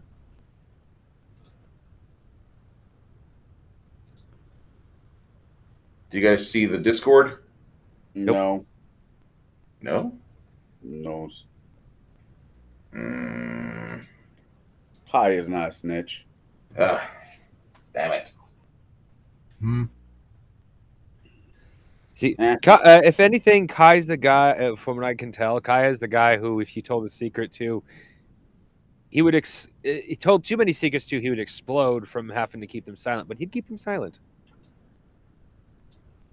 I'll wait till you're dead to tell anyone. Yeah. Depends on how much you pay me.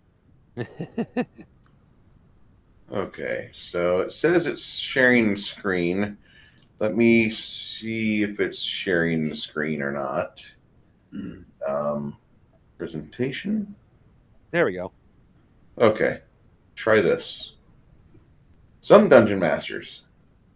Come with me. Let's go on a magical journey. Other dungeon masters. I will break you. All right, I just put 2 in your memes. Oh, the memes.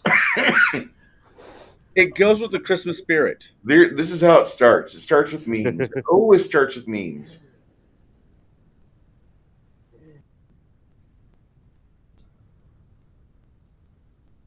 One Christmas, Santa decided that coal just wasn't working anymore. I don't know if you guys can see that or not. You guys see? I can. You can? Okay. And then they have the human centipede, but that's disturbing. Fuck. Go ahead and throw up in your mouths, kids. It's fine. That's normal. Thanks, you bastard. Merry Christmas. The TCG leave? No. Nope, just turn off my camera. Okay. Nice. I try not to smoke on camera. Oh, Connell loves it. Connell also smokes something that doesn't look like a tobacco. That doesn't look like a weed pipe. Oh, Raise your hand if you care if he smokes pot.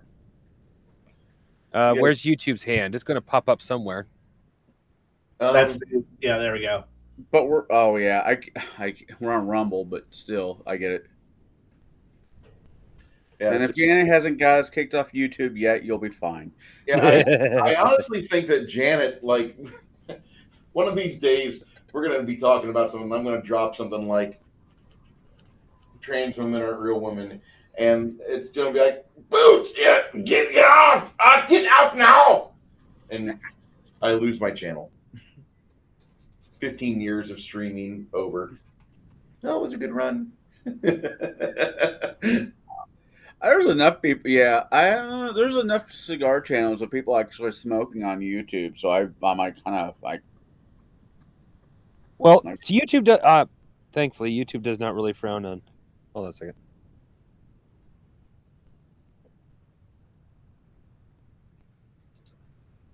Thought I was going to sneeze. YouTube doesn't really frown on tobacco, but it frowns on marijuana. That's too bad. And I don't understand why it frowns on marijuana so much. There's more people that die from alcohol every year. And, like, there's a burgeoning portion of YouTube which is, hey, we're doing beer taste tests. And you see guys just guzzling fucking, like, 4 beers. There is literally a subset of people who play video games drunk. Yeah. Yep. Yeah. Hello, Calvinani. How are you today, sir? Hello. I was going to reach out to you earlier on. I was in your neck of the woods, and I was at this beautiful Indian restaurant, Rice and Spice. I don't know that one. Where's it on? It's right across the street from. It's in the Bradley Center. Oh, okay. And it has reasonable prices, like I'm a poor college kid prices. Oh, the best kind of prices. Yeah. That ramen house across the street from this One World's also fucking amazing. That one is good. That one's really good. And luckily, it's affordable, unlike One World. I remember the days when One World was affordable. Then again, I might be aging myself. One World was badass back in the 2006, 2008. No. One World was badass in 96, 97, and 98. Because Acme Comics was right next to it. Acme Comics was there. I was in its footprint for a while. Oh, wait, no. That was before One World expanded. So, yeah, it was next to it. I have a quick message for people who paint miniatures. If you have OCD, do not strip them. You will spend way too much time getting every paint out of every nook and cranny. I also have a word of advice. If you have a camera and you look like us do and you paint figs, don't strip. Calvinani, this is actually a Reaper Miniatures bridge from the set Troll Bridge. I'm not certain how much of Troll Bridge you're aware of or what all part of it that you're familiar with, but I didn't even know they did terrain. This is a set they did, and it's kind of recent. Yeah. I'll have to look. Yeah, like I sent you that Dwarven terrain, Bruce. I was slightly tempted on keeping it. Thing is I don't really do... If I'm going to GM from this point, it's going to be mostly Palladium Rifts. So I love Rifts. Or the games that I'm working on, because I'm working on another couple of games, actually. Speaking of which, what do you guys think of the idea of a game where you are hobbits, well, halflings? Your entire premise, well, you can be the bakers, but your entire premise is to steal food, because the more food you eat, the more powerful you become. But it's meant to be mostly a joke game. Only but I had to fit a tiny bit of logic. Only if I can push Samway Weber off of the fucking cliff. He is the one character in Lord of the Rings I'll never forgive. What You've did he do? never explained that. You really do hate Samwise, and I've never really understood that. Oh my god. Whiny little bitch. If he was the real hero of the entire fucking story, when he got Frodo up to Mount Doom into the volcano, he would have picked him up, look at Frodo, and says, "Oops, I'm sorry," as Frodo falls into Mount Doom.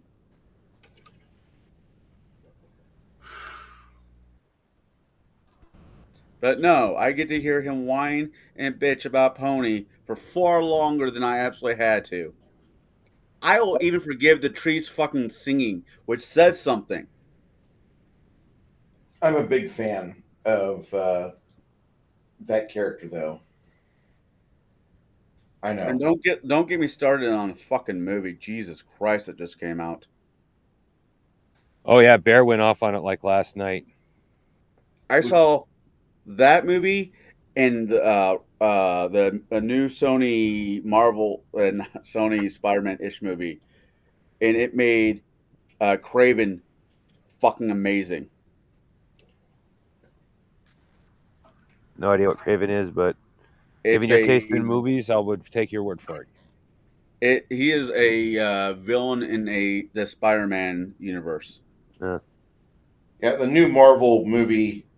Well, it's not technically a Marvel movie because Sony did it all by themselves, and like most Sony movies in the Spider-Verse, they shit the bed except for the Venom series. Well, unless you make Venom woke, there's not much in the way of fucking up Venom. Fair enough. No, you saw the movies without telling me you only saw the movies. Right. No, and they made they fucked up Venom when they had the kid from the 70s show play him, which his name is Toby something. Toby Maguire? No, is it Toby? No. What is the kid? You're counting those, which I don't count as movies, and I don't count that as Venom, because Venom had a totally different personality. That was one that would be more akin. That personality would be more akin to what the fuck is his name? Carnage. That was more of a Black Carnage than it was a Venom. So I don't really consider that a Venom at all. But if you want to consider Venom, yeah, they fucked him up badly. Craven, I like the rock that Pippin threw down in the well. I don't think Pippin threw the rock down the well. I think he just kind of bumped into something. He bumped into a bucket, and the bucket went down a fucking well. Yeah. Yeah, I didn't like that part in the movie where they make him look like a complete fucking retard. Well, they kind of were. Those two were idiots. What was that? Do you think Pippin and Mary were fucking idiots? I think they were punching above their weight in the books, and I think the movie actually captured that kind of okay. Oh, okay. They're definitely the people. They're definitely the interesting people who are that. They're the every people, because they weren't the destined by plot line to be the important person, nor the best friend of the destined. They're just two guys who are like, "Sup, we're here." I like the book version of them better, but I like the movie version where they're just like, well, they all have to go do their own thing. Like, they get better once they get separated. Sure, that was far cooler. It's like, hey, we're gonna have an adventure. No, we're gonna go off on our own place that has, where it has beer and hookers. And you can have the actual real adventure. The better adventure, the side adventure, the real. I'm gonna have my own adventure with beer and hookers. That's right. And blow. I do know differences in the books versus the movies, and I would fucking hope so. The movies were really good for what they are, though, and I do remember the rock being dropped into the well now, but in the movie, I thought it was a fucking. Was it not a bucket? No, in the movie, it's the bucket or something. He bumps into it. He doesn't throw. In the movie, he twists an arrowhead and an entire body with a bucket goes down. That's right. That's Right. right. The fucking skeleton just kind of falls the fucking apart. In the book, it's like he throws the fucking rock down there because he's bored. He just seems like he's fucking bored. Like, oh, we're just going around these dungeons, blah. And in the book, they just kind of pop in like, hey, we're just normal people. How the fuck did we get involved with this? To me, in the movie and in the books, they didn't actually become real people until they got separated. Yeah. Yeah, that's when you kind of get called to greatness, because either you're going to make it out of this situation alive, or you're just going to be a casualty somewhere on the road. As I'm looking at Bruce's paint collection, I'm both at awe and thinking that he needs to go to some type of meeting for help. Shut up. If I had even half his paint, I'd be happy. Thank you I'm very not much. even fucking done yet. Law Dog, this is the worst thing you've put in my chat so far. I'm boycotting Marvel until they stop preaching to people. Dude, I've been boycotting Disney since fucking Captain Marvel 2019. Okay. Until they stop preaching to people. Apparently, you've never read a comic book. Because they've always been preaching to people. They Hell, have, but yes. But the Disney preaching is much, much more shrill and cunty than the preaching that we got by Stan Lee. I find it no more different than at the end of a G.I. Joe cartoon or a He-Man cartoon back in the day where they try to give you the lessons of morality. I actually really liked G.I. Joe's preaching because it wasn't horrible. It wasn't like be a piece of shit to your parents and report them for wrongthink. It was more like you if you're an asshole, then you're an asshole. Stop being assholes. And I kind of agree with that. I like the old G.I. Joe PSAs. If I Don't you wrote, know, Bruce? There's only 3 types of people in this world: dicks, assholes, and pussies. Exactly. The dicks fuck the pussies, and the assholes just shit on everybody. And this right here is the primary reason why, like, in 15? When did The Force Awakens come out? I fell asleep during the fucking lightsaber fight between Kylo and the dumb bitch. 15 or 16. I fell asleep. I fell asleep, and I'm like, I just can't believe I fell asleep during a lightsaber fight. I think they'd fucking ruin this shit. So I was done. And I've been done with Star Wars ever since, and I'm pretty fucking happy to enjoy my fucking extended universe, which is actually Star Wars pre-2011. Even though the Yuzhan Vong suck, they're still a better bad guy than anything fucking Disney Star Wars, Retard Wars has fucking made. I've been done with Star Wars once I realized the whole premise of the movies is that George Lucas did not spend enough time with his father. See, I always took it more as a what happened if Jesus fell story. Nope. The whole well, even that's daddy issues. The whole series is one great big about story issues, and the jewel in that crown was Rogue One. Yeah. Well, Dog's like, yeah, you got me. I never read a comic book. Well, dude, back in the 70s, Stan Lee was kind of there at the forefront, trying to kind of help along minorities in the United States and the rest of Western civilization by making sure that we embrace them as just regular fucking people. And I wasn't alive for the first part of the 70s, but I'll tell you that I've been alive since then. And up until 2008, it seemed like we were on a road to healing. In fact, in the 1990s, you could have white and black people together shouting cracker and other racial epithets at each other, and nobody gave a shit because those people would slap each other on the shoulders, say good game at the end of it all, and just go the fuck home.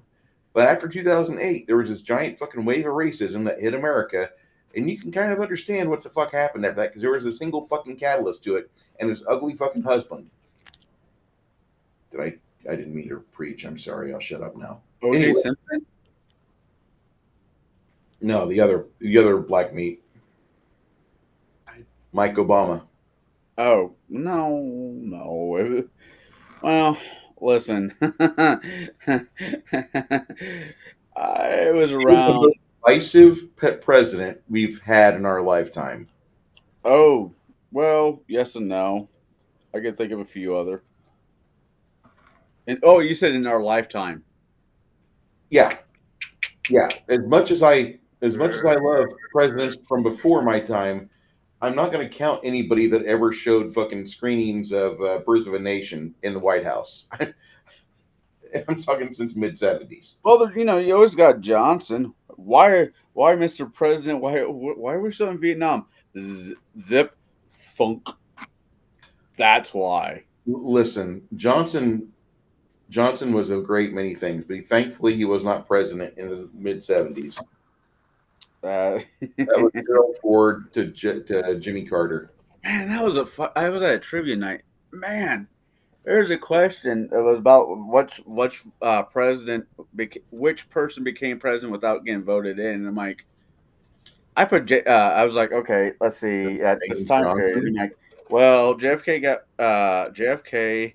got he exited from left side. Then it was then Johnson came in, but was not elected. Turns out to be Ford. I couldn't fucking remember who Ford was. So I don't know. That threw me off. Lyndon Johnson was just Veep, but yeah, you're right. It was Ford because wasn't Spyro Agnew first tapped to help out Nixon or no? I don't even remember that far back. Spyro was his VP. Yeah, he was supposed to be VP, but something happened. Once Nixon left, he left too. Yeah, and then the guy that they tapped for Veep was Ford. Yeah, Ford wasn't even voted in. He just kind of like was there. He was holding the bag, like going, "Well, I guess it's us." Yeah, and he didn't even try running for. If I remember right, he didn't even. If I've read right, excuse me, because I wasn't alive and cognizant back then. But he ran, just his bid was not accepted. I don't think he went through the primaries right. I think somebody else beat him, didn't he? No, he was out quick. Yeah. And I might be wrong. I'm okay with being wrong. I'm okay with being schooled. Life is a learning process. You're never right all the time. Nope. Unless you're the GM. No, even then. After being married and hopefully getting married again, my life goal is to be happy, not right. Law Dog wasn't trying to put you on the spot, bud. Appreciate you putting the things in the chat you did. Not trying to be a complete dick. And put me on the spot with the comic books. No, I wasn't figuring he was like quote unquote putting us on the spot, but I mean it's just like the movie and books. There's differences between, and I can appreciate both. Like I haven't read the Hobbit and Lord of the Rings books since 1991. I'd rather go read Catcher in the Rye than fucking Token. Why, you gonna go on a shooting spree? You gonna stand up on the water tower or what? What's on your mind? I was just gonna say, like, if there's anyone on this panel who hasn't read a comic book, that's me. I haven't read comic books since I was young. So I've read 2 comic books in my entire life: a Predator, Bad Blood, issue 3, and a comic book about a woman who, best I can tell, is possessed by some sort of either ancient spirit or demon that turns her into a monstrous hulking demon, she-demon. Okay. Do you read manga? Yes. Then you read comic books. Okay, that's fair. There's nothing wrong with that. Yeah. I haven't. I should change that statement. I don't read American comic books. Anybody who has had the great misfortune of trying to read my text messages or whatever has realized that this idiot does not know how to use grammar correctly or spell. We get that without the benefit of text messages. Sometimes you'll just be talking and We have to put on our secret Connell decoder ring. That's fair. But I enjoy reading. As an adult, I absolutely love to read. I read more than I probably should. Yeah, I don't know if you could really say I wouldn't. I wouldn't say that. I would say you need to keep reading, and we all need to get back into it, or we need to fucking practice the audiobooks more often. Yeah. One of the two. Or somewhere I was going with it, but I completely lost the mark. Oh, that's where I was going.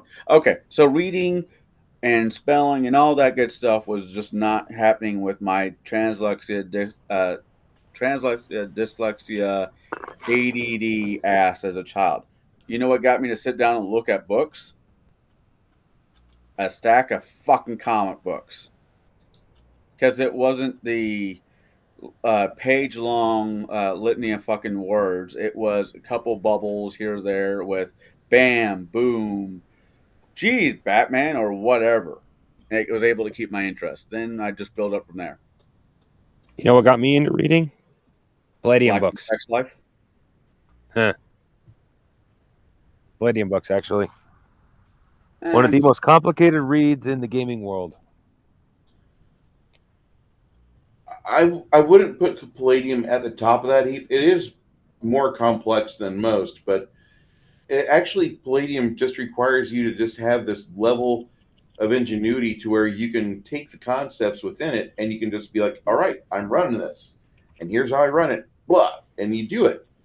Dungeons and Dragons has better examples in their core books as what a standard style of play would be, and Palladium doesn't have horrible examples, but there's a lot less definition and delineation of what happens inside the combat round and exactly how far a person can run and how far things can travel. It's a lot more gray areas, and it just requires a GM to be like, okay, well, here's how the game goes, and blah. I think Palladium got the spirit of the RP and the RPG really, really fucking good. I wish that they would have had more of a mindset to say, play this game theater of the mind. And at the time, most tabletop games were, granted, D&D at the time had everything listed in inches and how much per round, etc. Since it came out, what was it, mid-80s, Palladium has put in some light bits of tactical RP stuff. So if you want to have miniatures, you have miniatures, but you don't have that necessary stuff to play. You just have to have a GM and you guys which are willing to kind of hash it out during the game, like what's distance on next target, what's can I get behind cover, and as long as you have that conversation, I think you're going to be fine. Yes. I think Palladium was that first. Was that Star Wars D6 and Palladium? Not Palladium for me, but Rifts, because I was a really heavy Rift player. But those games have and a lot. Those games and like Twilight 2000 had the problem of you're dealing with ranges you can't easily replicate on a tabletop or a map. When you start dealing with weapons that are 5-10 mile,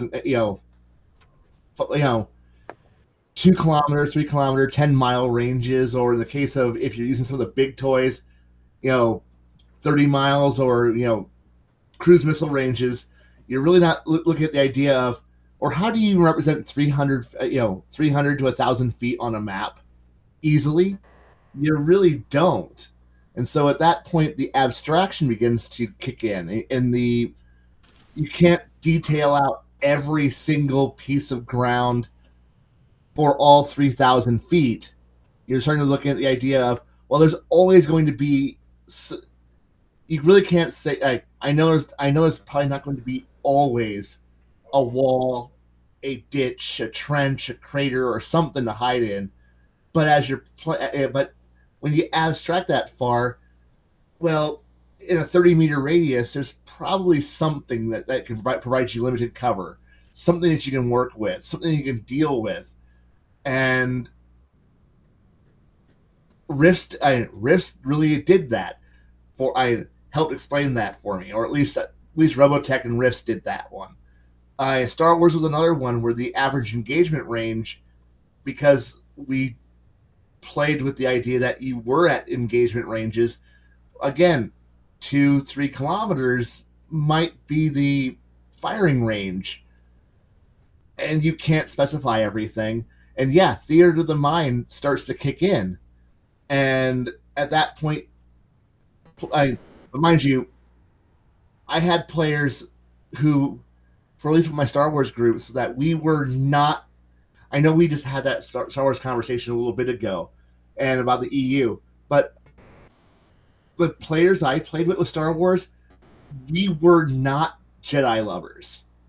We were not the Force. Like, we didn't need laser fights, laser sword fights at all times. No, the wizard, because we had that rule of only one player is allowed to be the wizard. No one else is allowed to be wizards. Only one. And everybody else has to be normal. It has to be boring. Well, normally, as you're playing Star Wars, the way Star Wars is normally written or played, everybody's a bus driver and bus driver crew, and your job is to shuttle the laser boy over to the problem, deposit laser boy, and then you get to have a side adventure while laser boy goes and has a bad philosophy debate while wearing a bathrobe. Well, you just told me that you ran a lot of tramp freighters, post-tramp freighters, published history, Star Wars D6. Oh dear God! It was Tramp Freighter and Rogues. It was Tramp Freighter and Rogue Squadron work. Rogue Squadron and what was the other one? Pirates and Privateers. Yes. Good Lord. Those were if you'll also add in the Special Forces Special Operations Guide and Kraken's Field Guide for commando operations. Pirates and Privateers, Tramp Freighters, and the Starfighter books. We were predominantly that. It was Traveler, but in Star Wars. But it was the Black Sheep Squadron in Star Wars. It was McHale's Navy in Star Wars. Or it was, we did stupid things. Yeah, we always had that one laser sword guy, but we never allowed the one laser sword guy to take control of the plot. Whenever that player would go, but I'm the Force user. I'm the most important person in the group.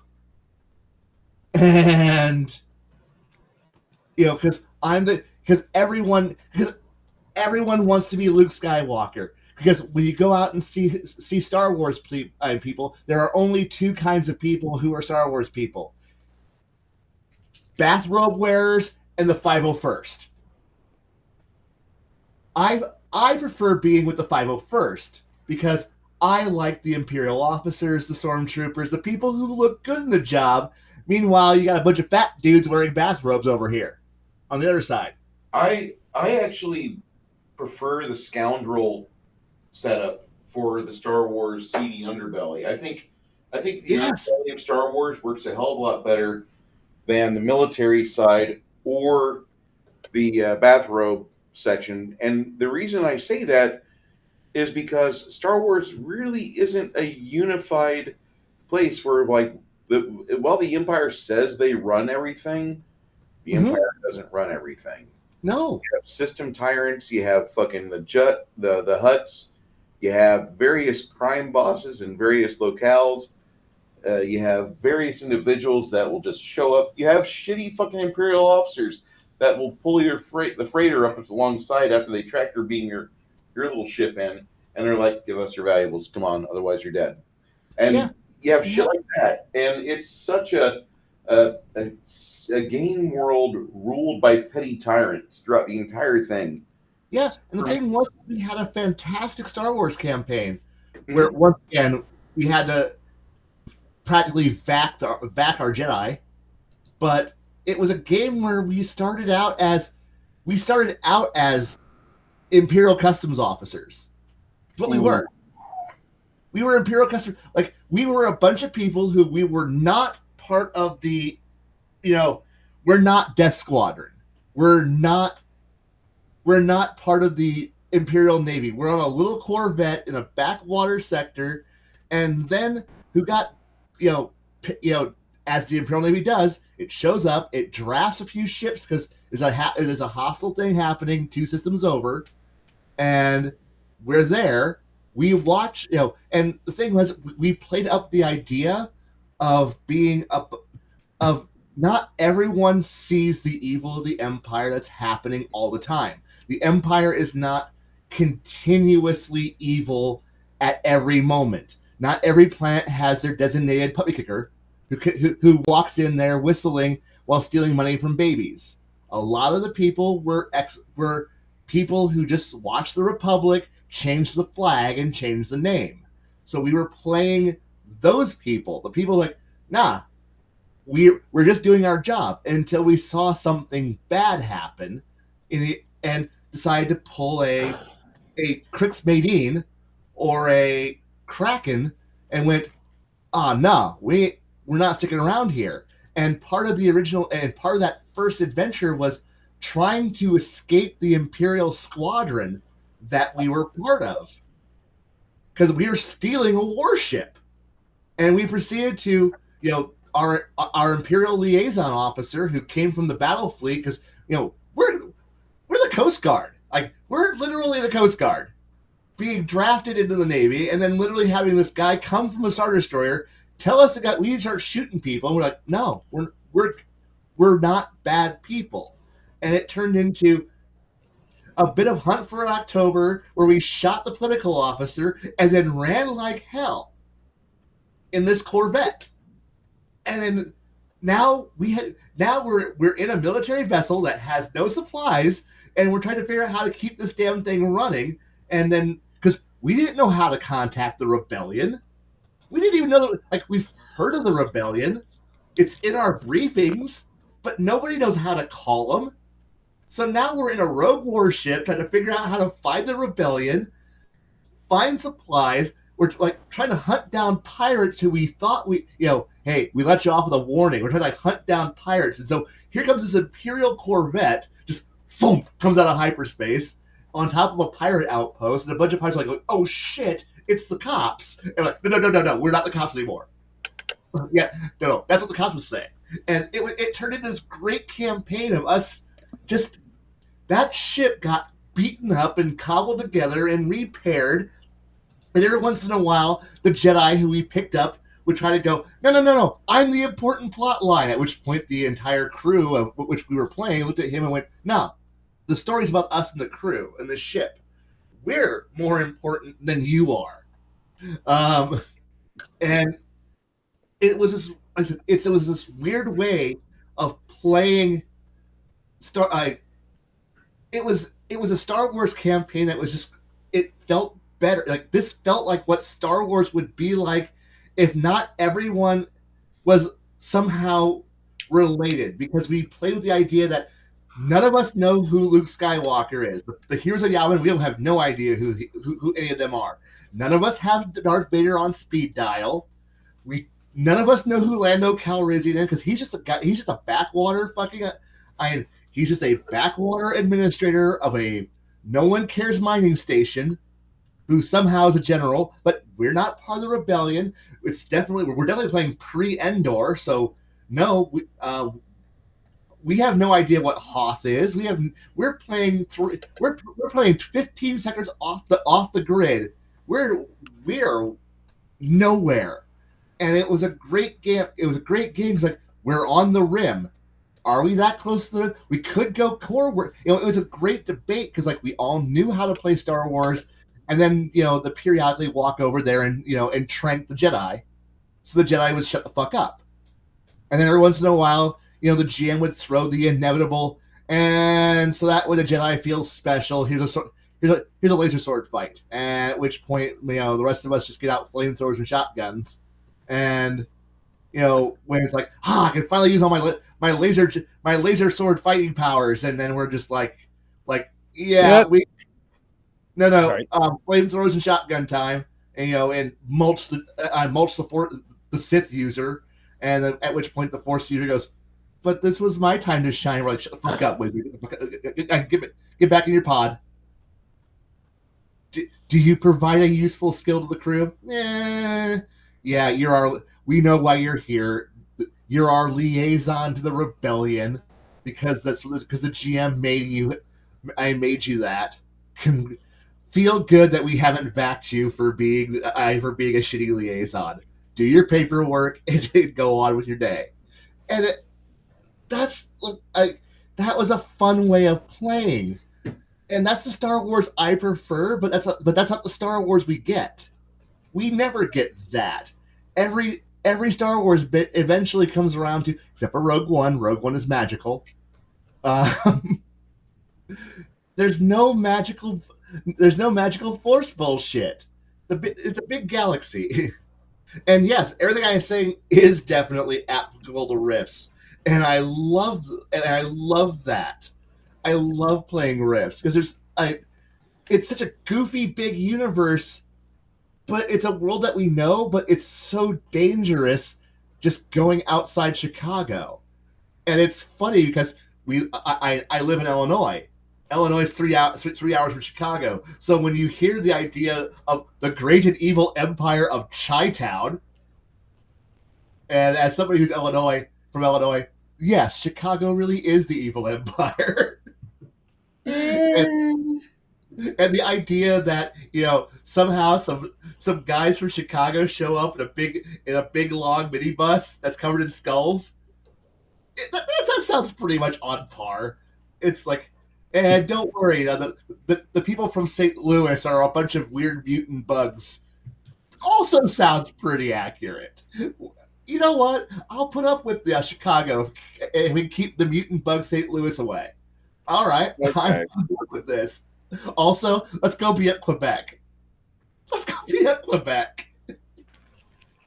And I really don't like those people who are a bunch of wizards in Wisconsin.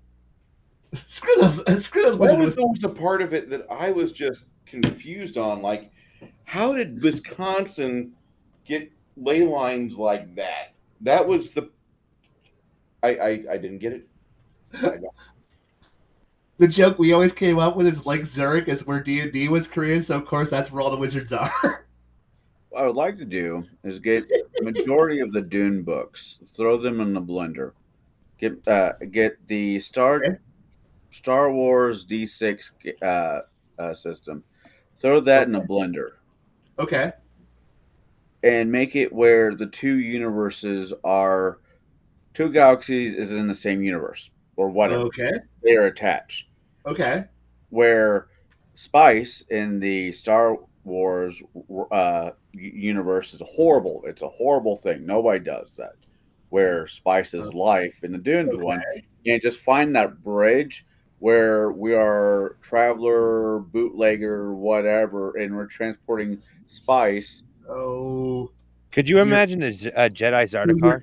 Kind of wanting the idea of what humanity was before the rise of the AI, the Butlerian Jihad.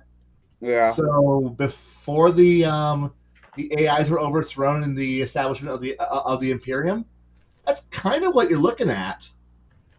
I've never thought about this before, but how fucking close George Lucas modeled his universe after the Dune universe, because Star Wars starts off with a long time ago, a galaxy far, far away, and Dune starts off with long ago, we used to let machines think for us. And thank you for the correction there. Yeah.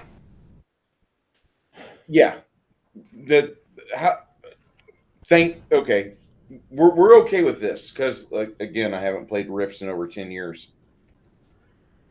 I really like the idea of Rifts, like I've been saying all day today. I just don't have time to play that and everything else. Money. Fuck. I would, with Rifts, the campaign I always wanted to play was was one focused on that one submersible American aircraft carrier that travels around the Pacific that has cyber dolphins. The combination submarine aircraft carrier. Yes, I remember this. Rift Japan is the best, dumbest thing. Like somewhere in the Pacific, floating around, is the last vestiges of the American Empire of good old U.S. of A. Is a submersible Nimitz class carrier that's got flying submersible power armor, glitter boys, and cyber dolphins. Only if you have Roy Snyder as your captain. Hey, look, if we could play a campaign where we're on the USS Nimitz Sequest with with assault dolphins and swimming glitter boys, yeah, I'm on board for this. And then we periodically pull up to feudal cyberpunk Japan to go pick up some more ammunition because we need to have our Weibo swords and our samurai glitter boys, so we can get back on our submersible aircraft carrier and go back over to go fight the alien squid creatures to go liberate America from Chicago.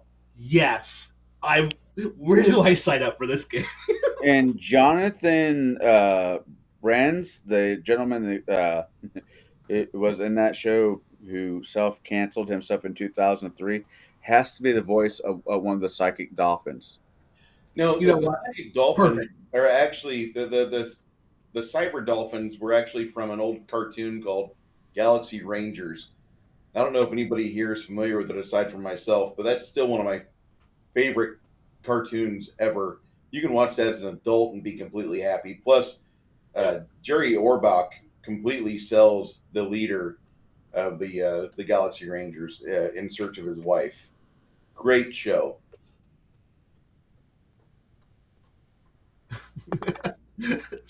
Well, wow, somebody's got a fan.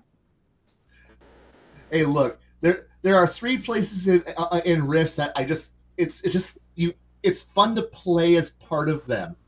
Because for some reason, playing as the idea of we're playing fascist Chicago trying to defend humanity against the forces of evil in Quebec is great.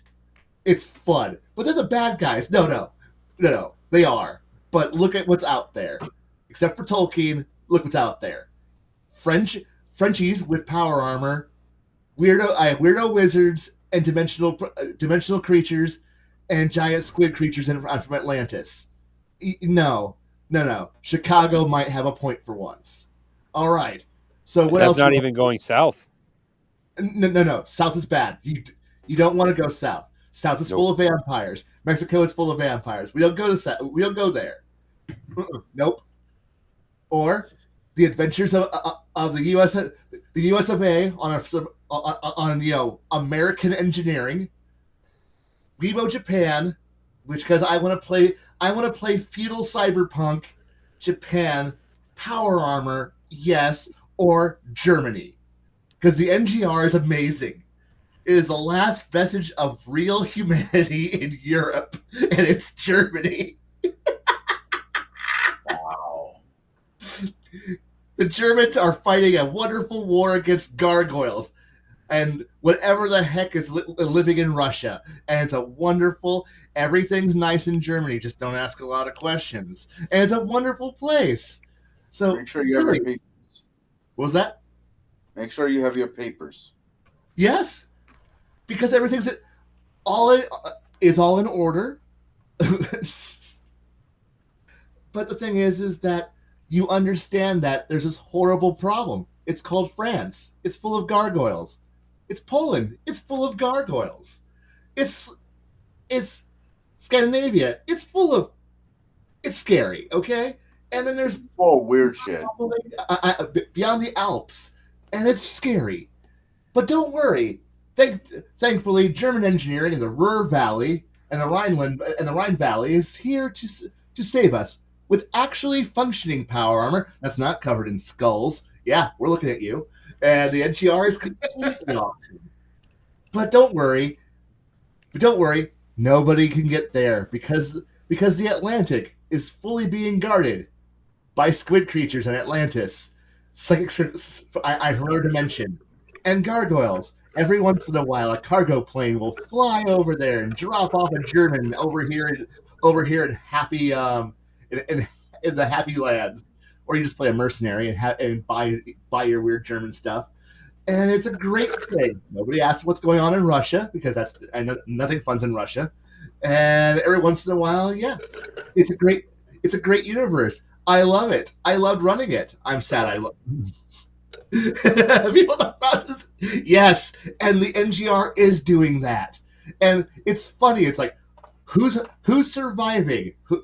Where can you find a civilization where the lights are on? Places where I just fight fucking hard, and I love it. Sure, one's the campy bad guys, one are kind of campy bad guys, and the other one is cringy.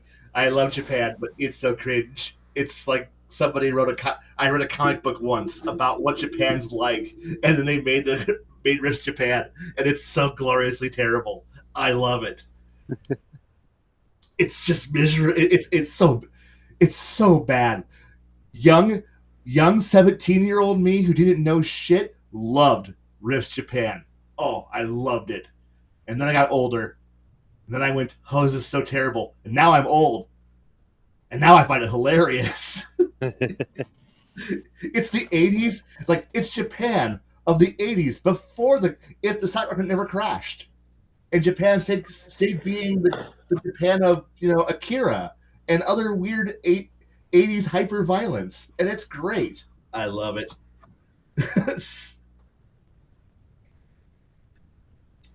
So, yeah.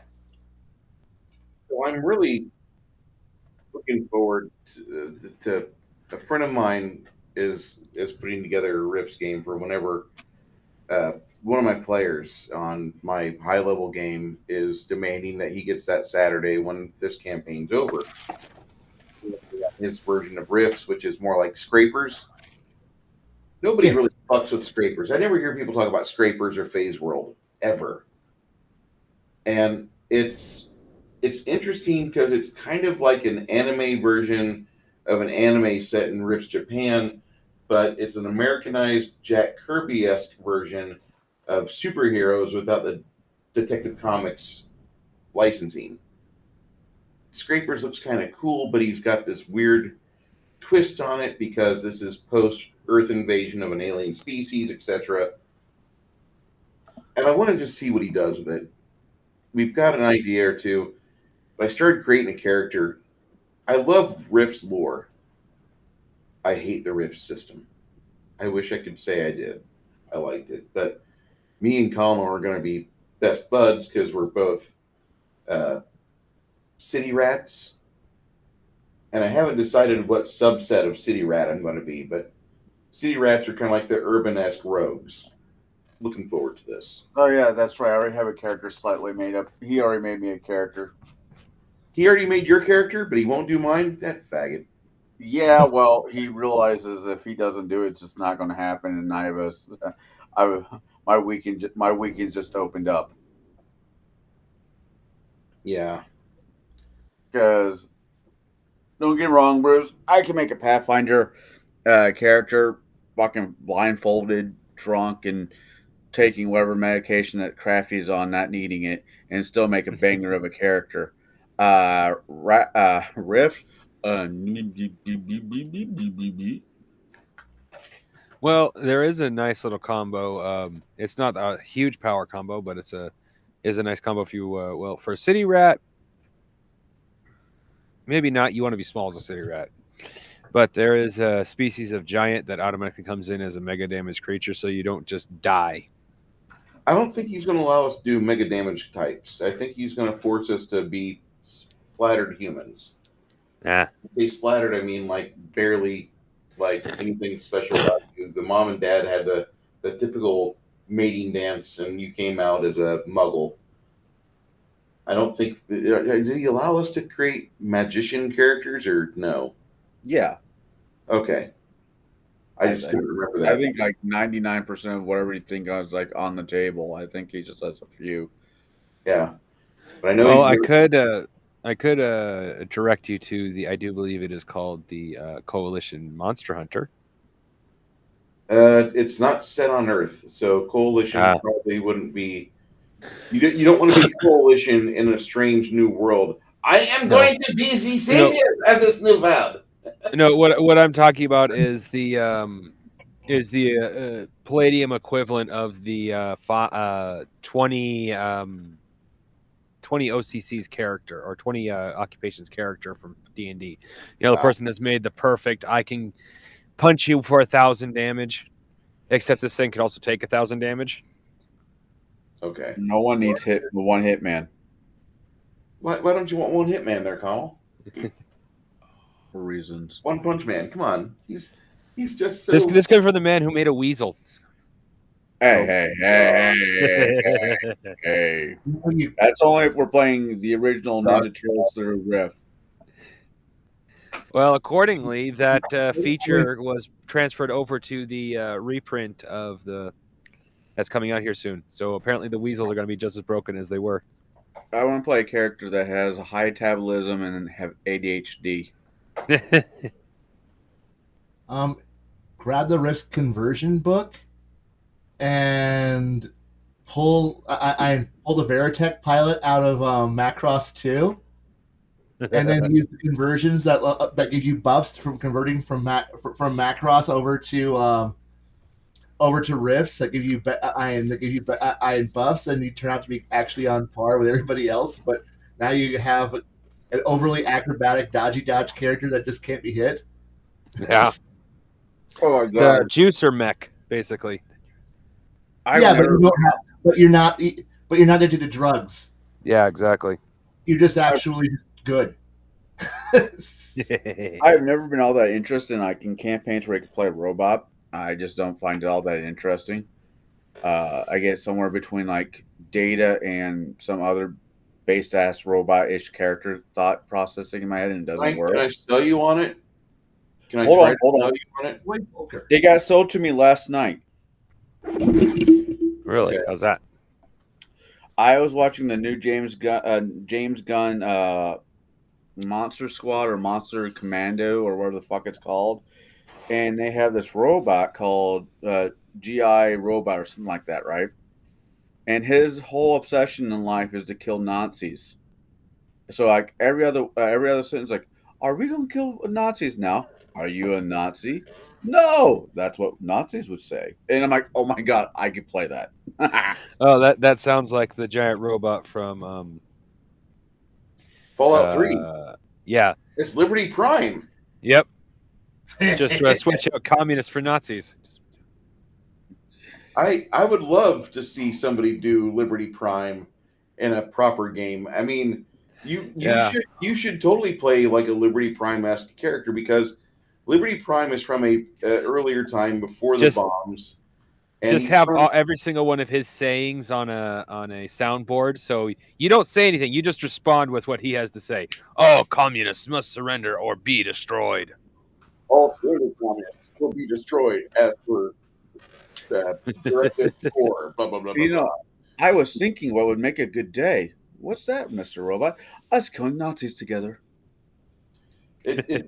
You seriously, you could just look up the videos for Liberty Prime, and you would be completely sold on. I want to play an android. I want to play a goddamn android with like an ancient Arlie Ermy-esque character from Fallout Tactics, where you have an ancient computer that you guys finally fight your way into, and you have a chip with this old general, and you have an opportunity to plug it in and help turn the tide in a losing war, because there is a group of mutants that are on the rampage, killing normal humans that are survivors of the wasteland. But if you plug in this one chip from this old David Duke-esque character, that he is a supremely racist MF, and it is Arlie Ermey's best voice acting he ever did as a fucking racist. ready to help you kill every fucking squirmy mutant you ever find, you will be completely thoroughly entertained. And that is one of the best games that nobody ever plays. Everybody else is like, oh, you gotta play Fallout New Vegas. Oh, you gotta play Fallout 4. Oh. No, you gotta play Fallout Tactics. Get used to the fucking isometric graphics from 1999. Enjoy the game and enjoy the story, because the story is really good. The fucking combat system is addictive to play through, though. I found the system for combat to be one of the better RP systems, one of the RPG tactic systems ever. And they used to have a CD-ROM within this big box. We used to buy a software product at the computer store or Babbage's, and the box for your game was bigger than any of those books on Khy's bookshelf. It was fucking obscene. It was like the size of 2 Commodore 64s welded together, and the box was like a $70 fucking book, $70 box. And you bought the box and got a single CD-ROM out of it, or DVD-ROM, and on the back, or on the, it was the back of the CD-ROM, they had a text file that if you printed off, it was like 500 pages. But it was all the rules you ever needed to run a Fallout RPG tactical game. The complete special system was included in it, and it was so fucking smooth and good that why it never gained popularity, I'll never know. But we looked at that and we were like, damn it, we're 12th level in our D&D game. I'd really like to run this. And nobody ever made any concessions in their game to run it. And then that group eventually broke apart like 6 months later, as all D&D groups that are temporary at best, that's what happened. But damn, that is just one of my regrets as a DM is I've never run a Fallout special system, because I think that's, if you want to run post-apocalyptic, that's really not a hard find. You just go on the internet and search for it, and it's a big text file. Yeah. I'll shut up now. Go ahead. No, I was looking at to see if I had the material to back up what I said. And I got it. It's still the back. Man, what game was I playing that had a robot that kind of amused and annoyed me all at the same time? Oh wait, Portal. Why would you be annoyed by Portal? GLaDOS is your friend. Yeah. She's just there to help you. Right. When your test is over, you will be missed. Please spell that. You know Sounds what like game me and I Khy actually... talking about Claptrap. Khy hates Claptrap, and I love Claptrap. Oh, that tracks. You hate Claptrap. Borderlands. I'm sorry, what, Khy?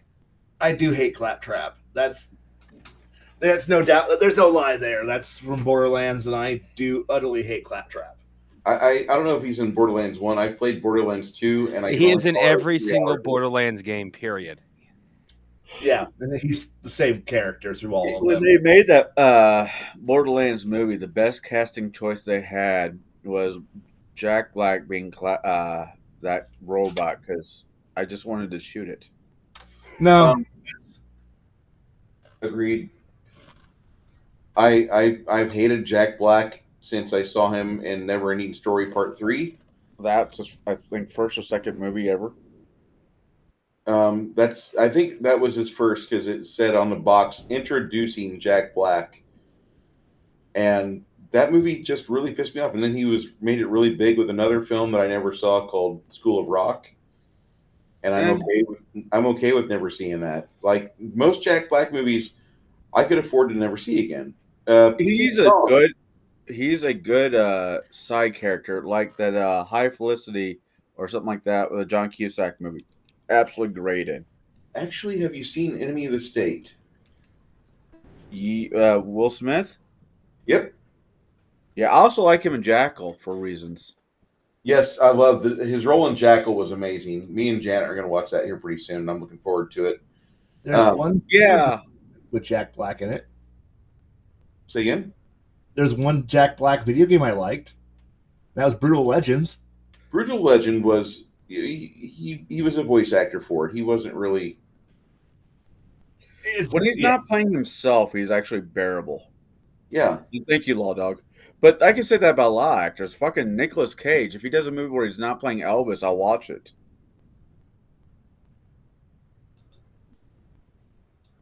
I actually have a guilty pleasure syndrome for Nick Cage movies. Where he's playing Uh, Elvis? Nick Cage playing just damn near anything. Even Shutter, Willy's Wonderland is a really bad movie. And if you ever want to see Nick Cage just like get onto a film set and be like, I just need to pay for my mortgage. Or taxes. What do we got to do? I got to pay some taxes.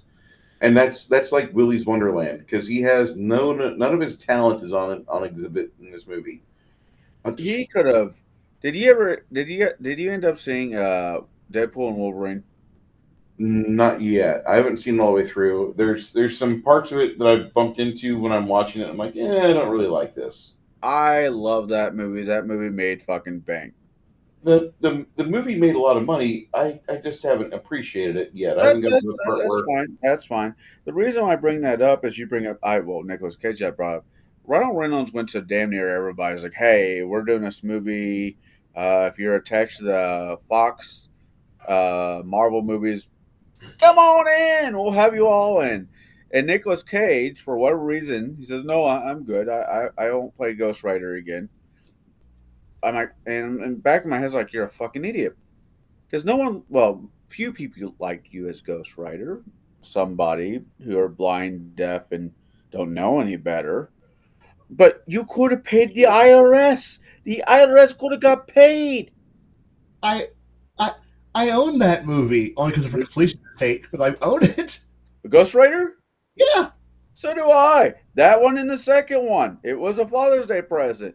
And I took it. I sat down on the couch with my two boys and we watched as a family as I'm drinking. Because that was the only way I can get through the hubba love scenes of fucking Ghost Rider.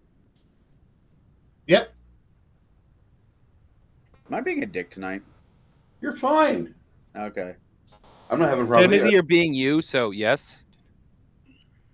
You don't know me long enough to make those comments there, Bubba. I've sat. If you're gonna at call me Bruce's- Bubba, you gotta call me Bubba J. I'll call you something, but you're not going to like that either. I have sat at Bruce's table. I've been to Bruce's house. Khy and me went to the movie, and if he had time, me and him would have went to caught a meal afterwards. But life being life, and Timer. what? I was on a timer that day. And we'll see another movie as soon as we can fucking work it out. Hell, me and Baron are talking about maybe checking out this game shop that's in Bartonville. Is the new game shop there? Forgive me for being located so far north where everyone No. retrieves their ass I'm off. giving you shit because I can. Because I'm a dick. That's fine. TCG. That's okay. Technically, I want to see. I'm looking into moving to Texas anyway. Wait, Why? we've got things set up in Idaho. Why would you want to leave that? Can I ask?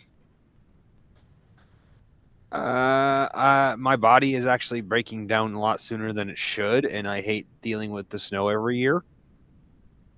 Plus, Idaho is not great for someone on Social Security. Only about half the benefits I need are actually coming through. You need to move to Illinois to get all your benefits. As much as I disagree and I hate Illinois, Illinois does like if you're on dole, you're fine in Illinois. Typically, you're fine, I should say. I haven't fully decided yet. Anyway, I'm a him haw on that kind of stuff. It may never happen just because I him haw till I die. If you do come to Illinois, don't come to Peoria. Peoria's kind of trash. If you want a good town, it's got access to a lot of resources. Bloomington Normal or Springfield, they'll give you that Chicago experience without actually being in Chicago. If you truly want the Asian experience, though, move down to Champaign these days. Champaign. Oh God! Listen to you giving grief to Champaign just for the heavy accident-prone Asian demographic. God Oh bless. no! When I went to college there, it was mainly all Koreans, and that was fine. I don't really care what part of the continent you're from. I really don't. I like Chinese food. I like Korean. We're See, talking about the people, not the food. Anyways, yeah, um, my first thought when you suggested Asian part of town is, I don't know if I want to go to a massage parlor that often. you walk away happy. They walk away paid. You walk away. You walk away happy. They get paid. All made in Taiwan. There was this place that we have in San Antonio. It's closed now, called Mice Flower Shop on Austin Highway. I don't know where the new version of it is, but they typically they just pack up and they relocate somewhere else. But this place was advertised on Backpage, which, if you're familiar with what Backpage was back in the day, that was like your hookup Yeah. on the interwebs, and we used that. That was like the greatest internet tool we ever had, was finding that, and oh my god, we had so much relaxation thanks to that. And then we realized on page 7 of Backpage was girls in the same hotel that we were staying at. We didn't even have to leave the fucking hotel. We just I all this tracks. With everything I know about Bruce, all this tracks. it was like ordering pizza, but just Hey, I want extra thick nipples. My pie. If I would say if the big part of his wish list was guns, TCG would already be in either Texas, or he'd be in, actually he's in Idaho, and they got a large chunk of gun freedoms there. They also have a large chunk of it next door, and right 50 miles away from him is Montana. Montana's They actually, being there was a bunch of I don't know if they still are living here since they didn't like it here. Californians came up and actually tried to change gun laws. That was quickly shut down. that got scuttled very quickly. Yep. I remember when that happened. That was just a couple years ago, and Six Nations made a lot of noise. A lot of screaming came out of Six Nations at that point. Poor guy. Where is Six Nations? Why is he not here? He's probably hanging out with Bear or the other guys. That's no big deal. Yeah. Oh my god. You don't have to be chained to me the whole time. We're all friends. We'll get together again next week or next couple days. Oh, we got a fucking movie stream tomorrow with the movie being the Greenland, which I don't even know what that movie's about. It's a Gerald Butler movie. Greenland? Yeah. Don't spoil it. Wait, who's in it? Gerard Butler. Oh yeah, I've seen it. So I'm looking forward to seeing this, and then we're with Bear tomorrow. You know my favorite Gerard Butler movie, and you're just giving me so much shit for this. Which one? Den of Yes, Thieves? I Love You. That's not a bad movie. He's in it for like 5 minutes, and it's just done. Yeah, he got a check. He rolled out. Yeah, I'm like, yeah. That's why I like the my favorite Arnold Schwarzenegger movie is Dark Origins. No, that's not right. Salvation. Because they just had a CGI version of him, and that's it. That actually, I figured you'd like the one where he kills himself to. Well, I mean, he kills himself in a noble way. So. Oh no! I like some of Arnie's movies. I like Twins. I like Running Man. That's actually my favorite of all of his movies. Yes, Khy? I got 2 movies by Gerard Butler I really like: Law Abiding Citizen. Yes. And Hunter Killer. Just because that's a guilty pleasure movie though. Fucking oh my god. Law Abiding Citizen came out like a year before I became a dad. And I'm like thinking this movie is great. And I had my daughter, I'm like thinking, this movie is fucking amazing. I managed to, well, actually shock my ex, because she's like, "Have you ever seen this movie before?" I go, "Never see it." And then she's like, "You want to watch it?" I'm like, "Sure." And she's sitting here watching me, like, calling every single thing that's going to happen in the movie out, and she's like, "How do you know what's happening?" I go, "It's everything I would do." And she's like, I've never seen that movie. I need to Law see Abiding Citizen? Yeah. All right, me and you are going to have to do like a movie Gerald- special. Gerald Butler. I would rather watch any Gerald Butler film than any Jason Statham film. There's like only 2 of his movies outside of the Expendables I enjoy. I gotta say, correction. Yeah. There's- Snatch. Snatch is okay. Yes, Lock, Stock, and 2 Loaded Barrels. That's another good movie. Okay, there's 3 movies, and War. Ooh, Transporter, the first one, and you just get off the boat after that. Okay, 4 movies of Jason Statham already watched. 4. That's it. I actually like the Expendable movies just because it hits all of my. Hey. I like the idea of the Expendables right up till they started introducing the fall of the Justice League bullshit. It's like, then what is the point of the fucking Justice League if the bad guys literally have to kill them? Okay. We were talking about comic book movies earlier at the lounge and how Disney's just been shitting the bed. Well, they all have been shitting the bed. But if somebody was stupid enough to, give me the capital to pull it off and be able to, the studio was going to stay the fuck out of it, not completely out of control, I would do a Batman movie. But it's not the Batman you're thinking. It's the Thomas Wayne Batman. Not Bruce The Wayne. one with the gun. Thomas Wayne.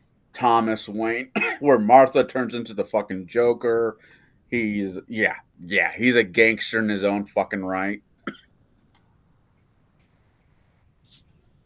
You're not hurting my feelings. I would do. I mean, Christopher Evans is coming back to play Cap. It's not not the Cap that we all remember. It's going to be Hell Hydra. Yeah. Are you gonna die over there or what? What's going on? Come on. Oh no, He inhaled. I was trying to be not. I'm trying to be like my role model, Clinton there, and I did not inhale.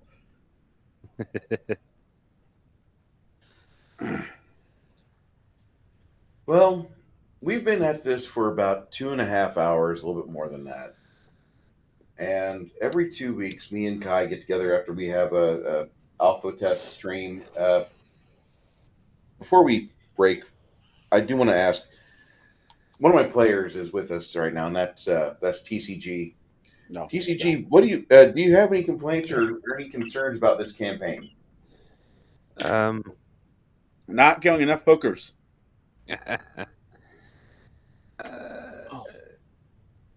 Nothing I think of right off the top of my head. I've said before, I try not to be too much of a complainer, but in the end, I actually can't think of anything I dislike about it. I mean, like I put in chat when Khy was talking about the Traveler game, he was kind of speaking the way I want to play, which is, yeah, it's nice to have the epic adventure where you're saving the world, but one of the things I've always disliked about the Fallout and Elder Scrolls series is, yeah, you have this whole world to explore, but and yet you're still the only person who could possibly save the world. It's like, it doesn't feel lived in. yeah. No, that's the problem, and I want the world that you guys are bumping around in. Like, you guys are the ones that are there right now to take care of problems. If you die, there's a chance that your replacement characters won't get a chance to go back there and do a corpse run and get all your stuff back because somebody else might come along and take your stuff as part of the treasure. They'll be the heroes. They'll be the big damn heroes of the moment. And you'll just be second or third level instead of being seventh and successful. You know, you'll be on your other timeline because your other characters that you tried to succeed with, they failed. And the timeline continues without you. Create new characters, get some 3 dice 6 available. Let's start rolling die. And I like that idea. I want the world to feel lived in. I want you to feel like, you're not the only ones in town. And that's something about Lost Lands. They always do try to make sure you realize that, like, there's other people out there that have the ideas of banditry that you do. Excuse me, being a hero, not banditry. And I just like that idea. I think more game companies could stand behind that. You have WotC out there, which is they're putting the wrong spin on the entire hobby by making really narcissistic looking artwork. I've never seen artwork should not unsell a game, but Dungeons and Dragons artwork for this new edition, the 5.5, it looks like shit, and none of the characters look like they're ready to go out and save the world. They look like they're ready to go out and order a frappe. That's about it. That or give A handy. a handy to a hag.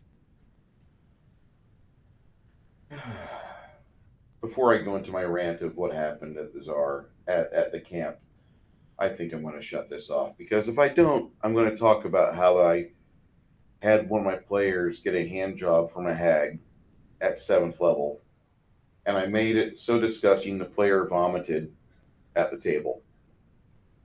And I don't want to go into that any further.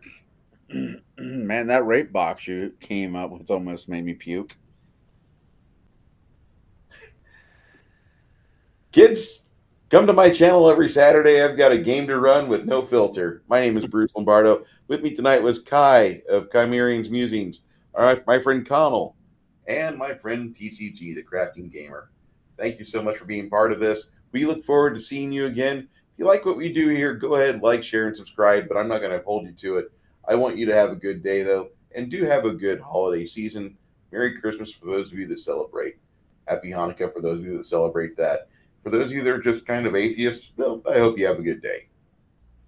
Fuck you, Condor.